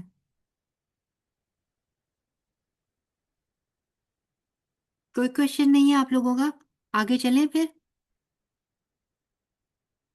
سب سے پہلے تو یہ کہ اگر ہم نماز نہیں پڑھتے، بے نماز جو ہے وہ کافر، مشرک اور منافق کے برابر ہے۔ یاد رکھیے گا، ہم مسلمان ہونے کا دعویٰ ہی اس وقت کر سکتے ہیں جب ہم نماز کی ادائیگی پراپر طریقے سے کرتے ہیں۔ اگر ہم نماز میں کوتاہی کرتے ہیں تو پھر اللہ تعالیٰ کہتے ہیں کہ جو نماز نہیں پڑھتا تو پھر وہ کافر ہو کر مرے یا مشرک، جو بھی، اس کو اللہ تعالیٰ کو اس کی پرواہ نہیں ہے۔ سورہ روم کے آیت نمبر 31 میں آتا ہے، اسی کی طرف رجوع کیے رہو اور اس سے ڈرو اور نماز قائم کرو اور مشرکوں میں سے نہ ہو جاؤ۔ یعنی کہ اگر نماز قائم نہیں کرتے، اللہ کا تقوی نہیں رکھتے ہو، تو پھر تم میں اور مشرک میں کوئی فرق نہیں ہے، سب سیم۔ کیونکہ دیکھیں مشرکوں میں بھی کیا ہے، ان میں بھی بہت سارے نیک لوگ ہیں، بہت چیریٹیز کرتے ہیں، بہت نیک کام کرتے ہیں، سب کچھ کرتے ہیں، لیکن کیا نہیں کرتے، ایک اللہ کو نہیں مانتے، ایک اللہ کی نہیں مانتے۔ تو اگر ہم بھی مسلمان کا ٹائٹل لگانے کے باوجود، اپنے سر ماتھے پہ لیبل ہے، بون مسلم ہے، لیکن اس کے باوجود ہماری حرکتیں اگر انہی جیسی ہیں، ہم نماز نہیں پڑھتے، ہم اور کوئی ایسا کام نہیں کرتے، تو پھر ہمارے مسلمان ہونے میں یا ہمارے مشرک ہونے میں کوئی زیادہ فرق نہیں ہے۔ اسی طرح النساء کی آیت نمبر 142 پہ اللہ تعالیٰ فرماتے ہیں، منافق اللہ کو فریب دیتے ہیں اور وہ ان کو فریب دے گا، اور جب وہ نماز میں کھڑے ہوتے ہیں تو سست بن کر کھڑے ہوتے ہیں، لوگوں کو دکھاتے ہیں اور اللہ کو بہت کم یاد کرتے ہیں۔ ہم نے اپنی نمازوں پہ غور کرنا ہے، کیا میں صرف اللہ کو دکھانے کی خاطر پڑھ رہی ہوں یا پھر میں واقعی ہی نماز پڑھتی ہوں؟ اسی طرح عبداللہ بن شقیق عقیلی کہتے ہیں کہ صحابہ کرام رضی اللہ عنہ نماز کے سوا سوری کسی میم، عمل کے چھوڑ دینے کو کفر نہیں سمجھتے تھے۔ امام ترمذی کہتے ہیں، میں نے ابو مصعب مدنی کو کہتے ہوئے سنا، جو یہ کہے کہ ایمان صرف قول یعنی کہ زبان سے اقرار کرنے کا نام ہے تو پھر اس سے توبہ کرائی جائے، اور اگر اس نے توبہ کر لی تو ٹھیک، ورنہ اس کی گردن مار دی جائے۔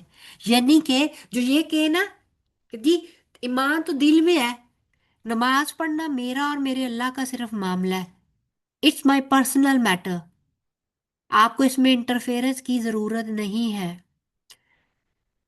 میں اپنے دل میں اللہ تعالیٰ کی محبت رکھتی ہوں، میں نماز پڑھوں یا نہ پڑھوں یہ میرا ذاتی مطلب ہے۔ تو پھر ایسے شخص کے بارے میں ہمارے سلف صالحین اور صحابہ کرام کہتے تھے کہ نماز چھوڑ دینے کے سوا اگر وہ کوئی چھوڑ دیتا ہے نا تو وہ کفر کے برابر ہے اور اسے توبہ کرائی جانی چاہیے، اور اگر اپنی وہ اس روش کو ترک کر کر اس کی طرف آ جاتا ہے تو ٹھیک، ورنہ اس کو قتل کر دینا چاہیے۔ یعنی کہ جس طرح جو مرتد کی سزا ہے نا کہ اس کو قتل کی سزا، اس کو مار دینا چاہیے، تو ایک نماز چھوڑ دینے والا بھی دین کے ساتھ ایک قسم کا ارتداد کر رہا ہے، دین کو رد کر رہا ہے۔ لہٰذا اس چیز میں بہت زیادہ سوچنے کی اور فکر کرنے کی ضرورت ہے۔ جو بچے ہمارے نمازیں نہیں پڑھتے ان کو نمازوں کی طرف لے کر آئیے۔ انس بن مالک رضی اللہ عنہ کہتے ہیں کہ نبی کریم صلی اللہ علیہ وآلہ وسلم نے فرمایا، بندے اور شرک کے درمیان نماز چھوڑنے کا فرق ہے، جب اس نے نماز چھوڑ دی تو شرک کا ارتکاب کیا۔ یہ سنن ابن ماجہ کی حدیث نمبر 1080 ہے۔ پھر اسی طرح جو جان بے نماز کی اسلام کو بھی خطرہ رہتا ہے، ٹھیک ہے؟ یعنی کہ اگر آپ نماز نہیں پڑھتے ہیں تو آپ کا اسلام جو ہے وہ بھی خطرے میں آ جاتا ہے۔ کیسے آ جاتا ہے؟ سیدنا ابو دردہ فرماتے ہیں، بے نماز کا کوئی ایمان نہیں ہے۔ اسی طرح وہ کہتے ہیں کہ سیدنا عمر بن خطاب سے مروی ہے، جس کی نماز نہیں، اسلام میں اس کا کوئی حصہ نہیں۔ یہ اب صحابہ کرام کے آثار ہیں، ان کے قول ہیں یہ، ٹھیک ہے؟ اور آپ کو پتہ ہے کہ قرآن اور سنت کے بعد اگر ہم کسی چیز سے دلیل لے سکتے ہیں یا اجتہاد کر سکتے ہیں کسی چیز پہ، تو وہ پھر صحابہ کے آثار ہوتے ہیں۔ تو یہ صحابہ کرام، ابو دردہ یہ بھی بہت جلیل اور جلیل القدر قسم کے صحابی تھے، اور عمر بن خطاب یہ تو آپ کو پتہ ہی ہے، خلیفہ راشد، نبی کریم صلی اللہ علیہ وآلہ وسلم کے ساتھی دوست، ان کے صحابی۔ تو جب انہوں نے یہ بات کہی تو آپ اس کی سنگینی اور اس کے معاملے میں اپنے دور حکومت میں حضرت عمر نے بہت سختی کرتے تھے، اور بہت زیادہ وہ جلال میں آ جاتے تھے اگر وہ کسی کو نماز پڑھتے ہوئے نہیں دیکھتے تھے نماز کے ٹائم پہ۔ تو پھر بے نماز سے اللہ تعالیٰ بری الذمہ ہو جاتے ہیں، یعنی کہ اللہ تعالیٰ اس کا ذمہ اٹھا لیتے ہیں۔ وہ کیسے؟ سیدنا ابو دردہ سے مروی ہے، مجھے میرے انتہائی مخلص دوست نبی کریم صلی اللہ علیہ وآلہ وسلم نے فرمایا کہ تم اللہ کے ساتھ کسی غیر کو شریک نہ ٹھہرانا، چاہے تجھے ٹکڑے ٹکڑے کر دیا جائے یا تجھے آگ میں جلا دیا جائے، اور فرض نماز کو بھی قصدن نہ چھوڑنا، کیونکہ جس نے فرض نماز کو جان بوجھ کر چھوڑا اس سے اللہ تعالیٰ کا ذمہ یعنی حفاظت اٹھ گئی۔ اور شراب مت پینا، کیونکہ یہ ہر برائی کا دروازہ کھولنے والی چیز ہے۔ یہ سنن ابن ماجہ کی حدیث نمبر 4034 ہے۔ اسی طرح پھر آگے کہ بے نماز جو ہے وہ متکبر ہوتا ہے۔ ایک متکبر انسان کی نشانی ہے، دیکھیں اگر دنیا میں کوئی شخص ہمارے اوپر کوئی احسان کرتا ہے اور ہم بدلے میں اس کے ساتھ کوئی بدتمیزی کریں، اس کے نافرمانی کریں یا اس کے احسانات کو ہی نہ مانیں، تو ہم لوگ کتنے احسان فراموش کہلاتے ہیں۔ کس قدر ہمارے وہ بندہ کے ساتھ ہمارے تعلقات بھی بگڑیں گے، اور ہم پوری دنیا میں احسان فراموش کے طور پر ہم لوگ مشہور بھی ہو جائیں گے، اور ہم ایروگنٹ گنے جائیں گے کہ ایسا ایروگنٹ بندہ ہے، ایسا جاہل بندہ ہے کہ جس کو اپنے محسن کے احسانات تک کا احساس نہیں ہے۔ تو وہ رب جس نے ہمیں پیدا کیا ہے، جو ہمیں ہر چیز دے رہا ہے، ہماری ہر نعمت اس کی محتاج ہے، اگر ہم اسی کی نافرمانی کرتے ہوئے اپنے اوپر عائد کردہ چند واجبات کو ادا نہیں کرتے تو کیا ہم احسان فراموش نہیں ہیں؟ اور احسان فراموشی کون کرتا ہے؟ وہی جس کے دل میں عجیب سا تکبر ہوتا ہے، میں ہوتی ہے، میں ہی ہوں سب کچھ۔ اللہ تعالیٰ سورہ مومن کی آیت نمبر 60 میں فرماتے ہیں، اور تمہارے رب نے کہہ دیا ہے کہ تم سب مجھے پکارو، میں تمہاری دعائیں قبول کروں گا، بے شک جو لوگ تکبر کی وجہ سے میری عبادت نہیں کرتے وہ عن قریب ذلت و رسوائی کے ساتھ جہنم میں داخل ہوں گے۔ اسی طرح القیامہ کی آیت نمبر 31 اور 32 میں آتا ہے، پس اس نے تصدیق نہ کی اور نہ نماز پڑھی بلکہ جھٹلایا اور منہ پھیر لیا۔ یہی کرتا ہے نا احسان فراموش انسان، ایک متکبر شخص کہ منہ پھیر لیا، گردن کو ہر وقت جھٹکا مارا، منہ بسورا، منہ دوسری طرف کر لیا، بات نہیں مانی. ہم اپنے رب کے ساتھ معاملات میں بھی یہی سب کچھ کر رہے ہوتے ہیں جب ہم اس کی نافرمانی کرتے ہیں. اسی طرح کہا جاتا ہے حدیث کے مفہوم کے مطابق کہ بے نمازی جو ہے اس کا انجام فرعون، قارون اور حامان کے ساتھ ہوگا. یہ تین بڑی وہ ہیں اپنے اپنے دور کی ٹاپ موسٹ، کہہ لیجئے جس طرح ہم لوگ آج کے زمانے میں بولیں تو بزنس، کوئی بزنس ٹائکون اور کوئی جیسے بہت ہی بڑا جس کے پاس بادشاہت تھی، لیکن اپنے تکبر کی وجہ سے ان سب کا انتہائی برا انجام ہوا. اس کے بارے میں علامہ جو ابن قیم الجوزیہ ہیں وہ کہتے ہیں کہ تارک نماز کا خاص طور پر ان چار آدمیوں کے ساتھ جہنم میں جانے کا سبب یہ ہے کہ یہ چاروں کفر کے سردار تھے. یہاں پر ایک عظیم نکتہ کہ تارک نماز مال یا ملک یا ریاست یا تجارت کی وجہ سے نماز کو ترک کرتا ہے. تو جو کوئی مال کے سبب نماز کو ترک کرے گا وہ قارون کے ساتھ ہوگا، اور جو کوئی ملک یا بادشاہت کی خاطر نماز چھوڑے گا وہ فرعون کے ساتھ ہوگا، اور جو شخص حکومتی ذمہ داریوں کے سبب نماز ترک کرے گا وہ حامان کے ساتھ ہوگا. اور یہ تجارتی عذر بہانے کر کے نماز ترک کرنے والے مشہور کافر ابی بن حلف کے ساتھ ہوں گے. آپ کو پتا نا ابی بن حلف کے بارے میں تو نبی پاک صلی اللہ علیہ وآلہ وسلم نے اس کی زندگی میں ہی یہ بشارت دے دی تھی کہ یہ شخص جہنمی ہے. تو آپ سوچ لیں کہ ادھر بھی یہی کہا جا رہا ہے کہ جو شخص اس طرح نماز کو ترک کرے گا اس کا انجام انہی ہستیوں کے ساتھ ہوگا. ایک دن نبی کریم صلی اللہ علیہ وآلہ وسلم نے نماز کا ذکر کرتے ہوئے فرمایا کہ جو شخص نماز کی پابندی نہیں کرے گا وہ اس کے لیے روشنی، دلیل اور نجات کا سبب نہیں بنے گی، اور وہ شخص قیامت کے دن قارون، فرعون، حامان اور ابی بن حلف کے ساتھ ہوگا. یہ مسند احمد کی 6576 حدیث نمبر ہے.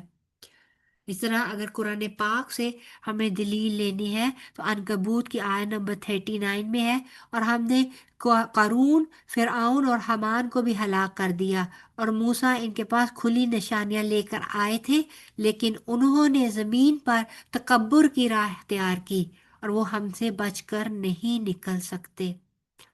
اسی طرح القیامہ کی دوبارہ آیت نمبر 31 اور 32 میں بھی اللہ تعالیٰ نے کچھ اسی طرح فرمایا کہ سیدنا، یہ آپ کو میں نے ابھی اس کے بارے میں آپ کو میں نے پڑھا کہ یہ آپ بتایا کہ یہ جو پڑھے گا اس کے لیے حفاظت بھی ہے اور روز قیامت نور، برہان اور ذریعہ نجات بھی ہے، اور جو نہیں پڑھے گا نہ اللہ تعالیٰ کی اس دنیا میں حفاظت ہے اور نہ ہی نیکسٹ وہاں پہ اس کے لیے کوئی دلیل ہوگی، کوئی حجت نہیں ہوگی کہ اس کو کسی طرح اس کی بخشش کرا دی جائے. پھر اسی طرح تارک نماز کے لیے مال اور اولاد کی بربادی کی وعید ہے. وہ کیسے ہے؟ وہ اس طرح کہ نافع نے روایت کیا حضرت ابن عمر رضی اللہ عنہ سے، انہوں نے روایت کیا نبی کریم صلی اللہ علیہ وآلہ وسلم سے، انہوں نے فرمایا کہ جس شخص کی عصر کی نماز رہ گئی تو گویا اس کے اہل و عیال اور اس کا مال تباہ و برباد ہو گئے. جیسے ہی مسلم کی حدیث نمبر 1417 ہے، اور اسی طرح تھوڑی سی ایکسٹینشن کے ساتھ حدیث نمبر 626 بھی ہے. اسی طرح سیدنا علی رضی اللہ عنہ فرماتے ہیں کہ خندق کے دن رسول اللہ صلی اللہ علیہ وآلہ وسلم نے ارشاد فرمایا، اللہ تعالیٰ کافروں کی قبروں اور ان کے گھروں کو آگ سے بھر دے، جس طرح انہوں نے ہمیں نماز وسطیٰ یعنی عصر سے روکے رکھا حتیٰ کہ سورج غروب ہو گیا. یہ صحیح بخاری کی حدیث نمبر 552 ہے. یہ میں نے آپ کو پہلے بھی بتائی تھی کہ رحمت للعالمین ہے، کبھی اپنی ذات کی خاطر کسی کو برا بھلا یا کسی سے بدلہ نہیں لیا، لیکن جب بات ان کی نماز پر آ گئی تو انہوں نے پھر ان کے منہ سے بد دعا بھی نکلی.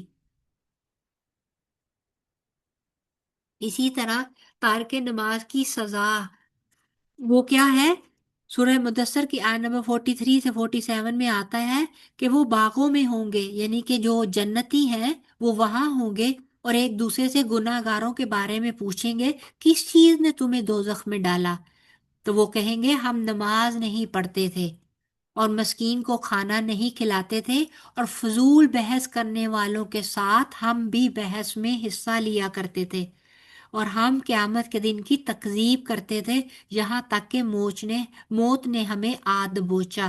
اب آپ خود دیکھیں، آج ہم زیادہ تر یہی کر رہے ہیں، نماز کی کوتاہی، اور محفلوں میں بیٹھ کر لمبی لمبی یا پھر فونوں میں بیٹھ کر لمبی لمبی لا حاصل ڈسکشنز کرتے کرتے کرتے ہم لوگ اپنے نمازوں کے وقت کو ضائع کر دیتے ہیں۔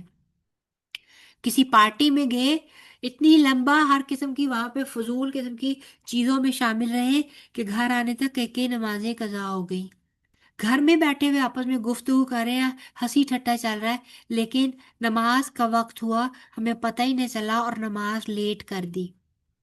حالانکہ نبی پاک صلی اللہ علیہ وآلہ وسلم کا کیا طریقہ کار تھا کہ نبی پاک صلی اللہ علیہ وآلہ وسلم، حدیث کا مفہوم بتا رہی ہوں کہ حضرت عائشہ کہتی ہیں کہ ہم گھر والوں کے ساتھ بیٹھ کر ہنسی مذاق کر رہے ہوتے تھے، باتیں کر رہے ہوتے تھے، جیسے ہی اذان کی آواز سنتے ہم سے اٹھ کر یوں اجنبی ہو کر چلے جاتے کہ جیسے ہمیں جانتے ہی نہ ہو یا کبھی یہاں بیٹھے ہی نہ تھے۔ اسی طرح سورہ الماعون کی آیت نمبر 4 اور 5 میں آتا ہے، پس ہلاکت ہے ان نمازیوں کے لیے جو اپنی نماز سے غافل ہیں۔ اور ویل آپ کو پتہ ہے جہنم کی وادیوں میں سے وہ ایک بدترین وادی ہے جو اپنی سزا کے حساب سے اور اپنی عذاب کے حساب سے بدترین اور بہت ہی زیادہ بھیانک جگہ ہے۔ تو یہ ان نمازیوں کے بارے میں کہا جا رہا ہے جو اپنی نمازوں سے غافل ہو کر بیٹھے ہوئے ہیں، جو نمازیں یا تو قضا کر دیتے ہیں یا سرے سے پڑھتے ہی نہیں ہیں۔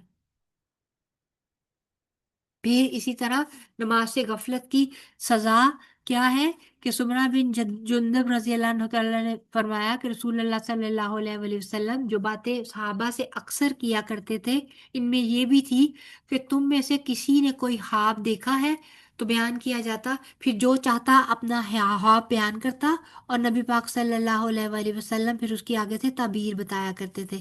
تو حضرت صلی اللہ علیہ وآلہ وسلم نے ایک صبح کو فرمایا، رات میرے پاس 2 آنے والے آئے، یعنی کہ فرشتے، اور انہوں نے مجھے اٹھایا اور مجھ سے کہا ہمارے ساتھ چلو، میں ان کے ساتھ چل دیا۔ پھر ہم ایک لیٹے ہوئے شخص کے پاس آئے جس کے پاس ایک دوسرا شخص پتھر لیے کھڑا تھا، اور اس کے سر پر پتھر پھینک کر مارتا تو اس کا سر اس سے پھٹ جاتا، پتھر لڑک کر دور چلا جاتا، لیکن وہ شخص پتھر کے پیچھے جاتا اور اسے اٹھا لاتا، اور اس لیٹے ہوئے شخص تک پہنچنے سے پہلے ہی اس شخص کا سر ٹھیک ہو جاتا جیسے کہ پہلے تھا۔ کھڑا شخص پھر اسی طرح پتھر اس پر مارتا اور وہی صورتیں پیش آتی جو پہلے پیش آئی تھی۔ حضرت صلی اللہ علیہ وآلہ وسلم نے فرمایا، میں نے ان دونوں سے پوچھا سبحان اللہ، یہ دونوں کون ہیں؟ پہلا شخص جس کے پاس آپ گئے تھے، انہوں نے فرمایا، اور جس کا سر پتھر سے کچلا جا رہا تھا، یہ وہ شخص ہے جو قرآن سیکھتا تھا اور پھر اسے چھوڑ دیتا تھا اور فرض نماز کو چھوڑ کر سو جاتا تھا۔ یہ ایک لمبی چوڑی حدیث ہے، صحیح بخاری کی 7047، اس پہ اور بھی کچھ لوگوں کی سزاؤں کے بارے میں بتایا ہے۔ تو یہ آپ کو اس میں باقی چیزیں ہماری اس وقت ریلیونٹ نہیں تھی، تو میں نے یہی پارٹ آپ لوگوں کو بتانے کی خاطر وہاں سے اٹھایا کہ آپ دیکھیں فرض نماز کو چھوڑ جانے کی غفلت اور اس کی کتنی بڑی سزا ہے کہ موت کے بعد قیامت آنے تک ہر لمحہ آپ کے اوپر یہ سزا دہرائی جائے گی، آپ ہو، میں ہو، کوئی بھی ہو۔ تو اللہ تعالیٰ ہم لوگوں کو بچائے، اللہم لا تجعلنا منہم، آمین۔ اسی طرح دلوں کی سختی اور غفلت کو بھی دور کرتی ہے۔ ٹائم ہو گیا؟ ہاں جی۔ حضرت ابو ہریرہ رضی اللہ عنہ نے حدیث بیان کی کہ انہوں نے رسول اللہ صلی اللہ علیہ وآلہ وسلم سے سنا، آپ صلی اللہ علیہ وآلہ وسلم اپنے ممبر کی لکڑیوں پر کھڑے ہوئے فرما رہے تھے، لوگوں کے گروہ ہر سورج جمعہ چھوڑ دینے سے باز آ جائے، اللہ تعالیٰ ان کے دلوں پر مہر لگا دے گا، پھر وہ غافلوں میں سے ہو جائیں گے۔ یہ صحیح مسلم کی 865 حدیث نمبر ہے۔ اسی طرح نماز کے وقت جو شخص سویا رہتا ہے، شیطان اس کے کان میں پیشاب کر دیتا ہے۔ عبداللہ بن مسعود رضی اللہ عنہ نے فرمایا کہ نبی کریم صلی اللہ علیہ وآلہ وسلم کے سامنے ایک شخص کا ذکر آیا کہ وہ صبح تک پڑا سوتا رہتا ہے، فرض نماز کے لیے نہیں اٹھتا۔ اس پر آپ صلی اللہ علیہ وآلہ وسلم نے فرمایا کہ شیطان نے اس کے کان میں پیشاب کر دیا ہے۔ یہ صحیح بخاری کی 1144۔ واللہ عالم، obviously نبی پاک صلی اللہ علیہ وآلہ وسلم نے بتایا ہے تو یقیناً اس کی کوئی نہ کوئی حقیقت ضرور ہوگی، لیکن اگر اس کو ویسے بھی دیکھا جائے استعارن بھی، تو نماز نہ پڑھنا اس کا مطلب ایک نحوست کا ہمارے سر پر آ جانا، ایک ایک نجاست کا ہمارے اوپر گر جانا۔ تو پیشاب بھی ایک نجاست ہی ہے نا جو ہمارے اوپر گرتی ہے اور ہم ناپاک ہو جاتے ہیں۔ تو نماز اپنا ایک فریضہ چھوڑ دینے کا مطلب یہی ہے کہ ہمارا اندر نجس ہو جاتا ہے، ہماری روح اس سے مجروح ہوتی ہے۔ اسی طرح بے نمازی کے لیے بھی موت کی سختیاں بھی بہت ہوں گی۔ آپ کو پتا ہے کہ نبی پاک کریم صلی اللہ علیہ وآلہ وسلم یا پیغمبروں کو سب سے آسان موت آتی تھی، لیکن اگر آپ جب کبھی سیرت آپ نے پڑھی ہو، آپ کو موقع ملے، تو نبی پاک صلی اللہ علیہ وآلہ وسلم کی جان کنی کا وقت بھی کافی سخت تھا۔ تو جب پیغمبروں کے لیے یہ موت کا وقت اتنا سخت ہوگا، اور ایک حدیث کا بھی مفہوم ہے کہ جو وہ بھی ہوگا اس کی اس طرح جان نکلے گی جیسے کہ مشک میں سے ایک قطرہ ٹپکتا ہے، لیکن جو کافر کی جو یا پھر ہمارے جیسے گناہگار اگر اللہ ہمیں بچا کے رکھے، اس کی جان نکلے گی تو وہ ایسے نکلے گی کہ جیسے ایک کپڑا ہار دار جھاڑیوں کے اوپر ڈالا ہو اور پھر اس کو وہاں سے کھینچ کر اتارا گیا ہو۔ تو آپ سوچئے اس کی تکلیف کا، اس کی شدت کا کیا عالم ہوگا اس وقت۔ القیامہ کی آیت نمبر 28 سے 32 میں آتا ہے کہ وہ خیال کرے گا یہ وقت جدائی کا ہے، اور وہ ایک پنڈلی اور دوسری پنڈلی سے لپٹ جائے گی۔ آپ کو پتا ہے جب درد کی شدت ہوتی ہے تو ہم کس طرح اپنی ٹانگوں کو ایک دوسرے کے اندر فولڈ کرتے ہیں اور اپنے آپ کو تکلیف سے تھوڑا سا ریلیف دینے کی کوشش کرتے ہیں۔ تو یہی حالت اس وقت موت کے وقت ہوگا۔ تو پھر تیرے رب کی طرف اس دن چلنا ہوگا، پھر نہ تو اس نے تصدیق کی اور نہ نماز پڑھی، بلکہ جھٹلایا اور منہ موڑا۔ یعنی بے نمازی جو ہوگا اس کی پنڈلی پہ پنڈلی لپٹ جائے گی، اس کے لیے سختیاں ہوں گی۔ اسی طرح بے نمازی جو ہے وہ نبی پاک صلی اللہ علیہ وآلہ وسلم کی شفاعت سے بھی محروم رہے گا۔ المدثر کی آیت نمبر 43 سے 48 میں آتا ہے، باغوں میں ہوں گے، ایک دوسرے سے پوچھیں گے گناہگاروں کی نسبت، کس شخص نے تمہیں دوزخ میں ڈالا؟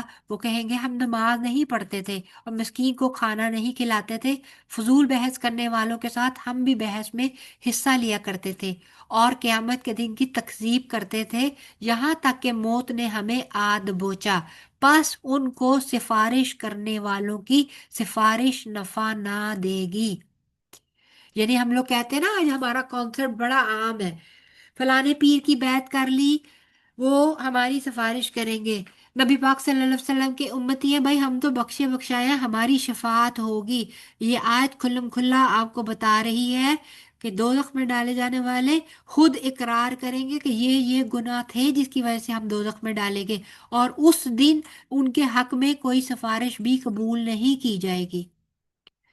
تو یہ بات یاد رکھیے گا کہ اپنا عمل بھی ہی ساتھ جائے گا، قبر میں بھی اور روز محشر بھی وہی اعمال ہی کام آنے والے ہیں۔ تو عمل کرنا ہے، وہ کہتے ہیں نا عمل سے بنتی ہے زندگی، جنت بھی اور جہنم بھی۔ تو یہ حالی زندگی نہیں، زندگی کے بعد کی زندگی جو اصل زندگی ہے وہ بھی عمل ہی سے بنے گی۔ ٹھیک ہے، انشاءاللہ تعالی ہمارا یہ بھی آج کمپلیٹ ہو گیا جو ہمارا ٹاپک تھا بے نمازی کے جو نقصانات ہیں وہ الحمدللہ یہاں تک پہنچ کر ہمیں ایٹ لیسٹ اب یہ تو اندازہ ہو گیا کہ اس کے فوائد کتنے ہیں اینڈ پیرالل اس کے نقصانات بھی کس قدر سنگین ہیں۔ تو آج ہی اپنے آپ سے آپ بھی عہد کیجئے، میں بھی کرتی ہوں، کہ انشاءاللہ تعالی ہم آئندہ اپنی زندگی میں اپنی نمازوں سے کوتاہی نہیں برتیں گے، اور باقی اپنی نمازوں کو بہتر سے بہترین بنانے کے لیے جو بھی کوششیں درکار ہوں گی، جو بھی ضروری چیزیں ہمیں کرنی ہوں گی، وہ انشاءاللہ تعالی ہم لوگ کریں گے۔ آگے جو ہمیں ابھی اب ہم لوگ نمازیوں کی اقسام کریں گے نا، اس میں آپ دیکھیں گے کہ اب ہمیں اپنی نماز کو بہتر کرنے کے لیے وہ کون کون سے عملی سٹیپ ہیں درکار ہیں کہ ہم نمازی کے اس ٹاپ موسٹ درجے پہ پہنچ سکیں جہاں پر دی بیسٹ نمازی قرار ہم اپنے آپ کو ایٹ لیسٹ کوشش کر سکتے ہیں اس چیز کے لیے، ٹھیک ہے؟ تو اللہ تعالیٰ سے دعا ہے کہ اللہ تعالیٰ ہمیں جو کچھ پڑھ رہے ہیں اس پر عمل کی توفیق دے، اور اللہ تعالیٰ ہمیں ہماری کوتاہیوں سے، غفلتوں سے اللہ تعالیٰ جگا دے، اور اللہ تعالیٰ ہمارے تمام گزشتہ گناہوں کو معاف فرما دے۔ بحیثیت مسلمان اللہ تعالیٰ ہمیں اپنے قریب کر لے، اور اللہ تعالیٰ ہمیں اپنے لیے چن لے، ہمیں ہمارے والدین اور ہمارے استادوں کے لیے صدقہ جاریہ بنا دے، اور ہماری اولادوں کو ہمارے لیے صدقہ جاریہ بنا دے۔ تمام بھٹکے ہوئوں کو اللہ تعالیٰ ہدایت کا رستہ دکھا دے۔ اور آمین۔ اگر یہاں تک آپ لوگوں کا کوئی کویشچن ہے تو بتائیے، ورنہ پھر میں دعا مانگ کے تو انشاءاللہ تعالیٰ اس کو ختم کرتی ہوں۔ آپ کے 4-5 منٹ ویسے بھی اوپر ہو گئے ہیں، ٹھیک ہے جی؟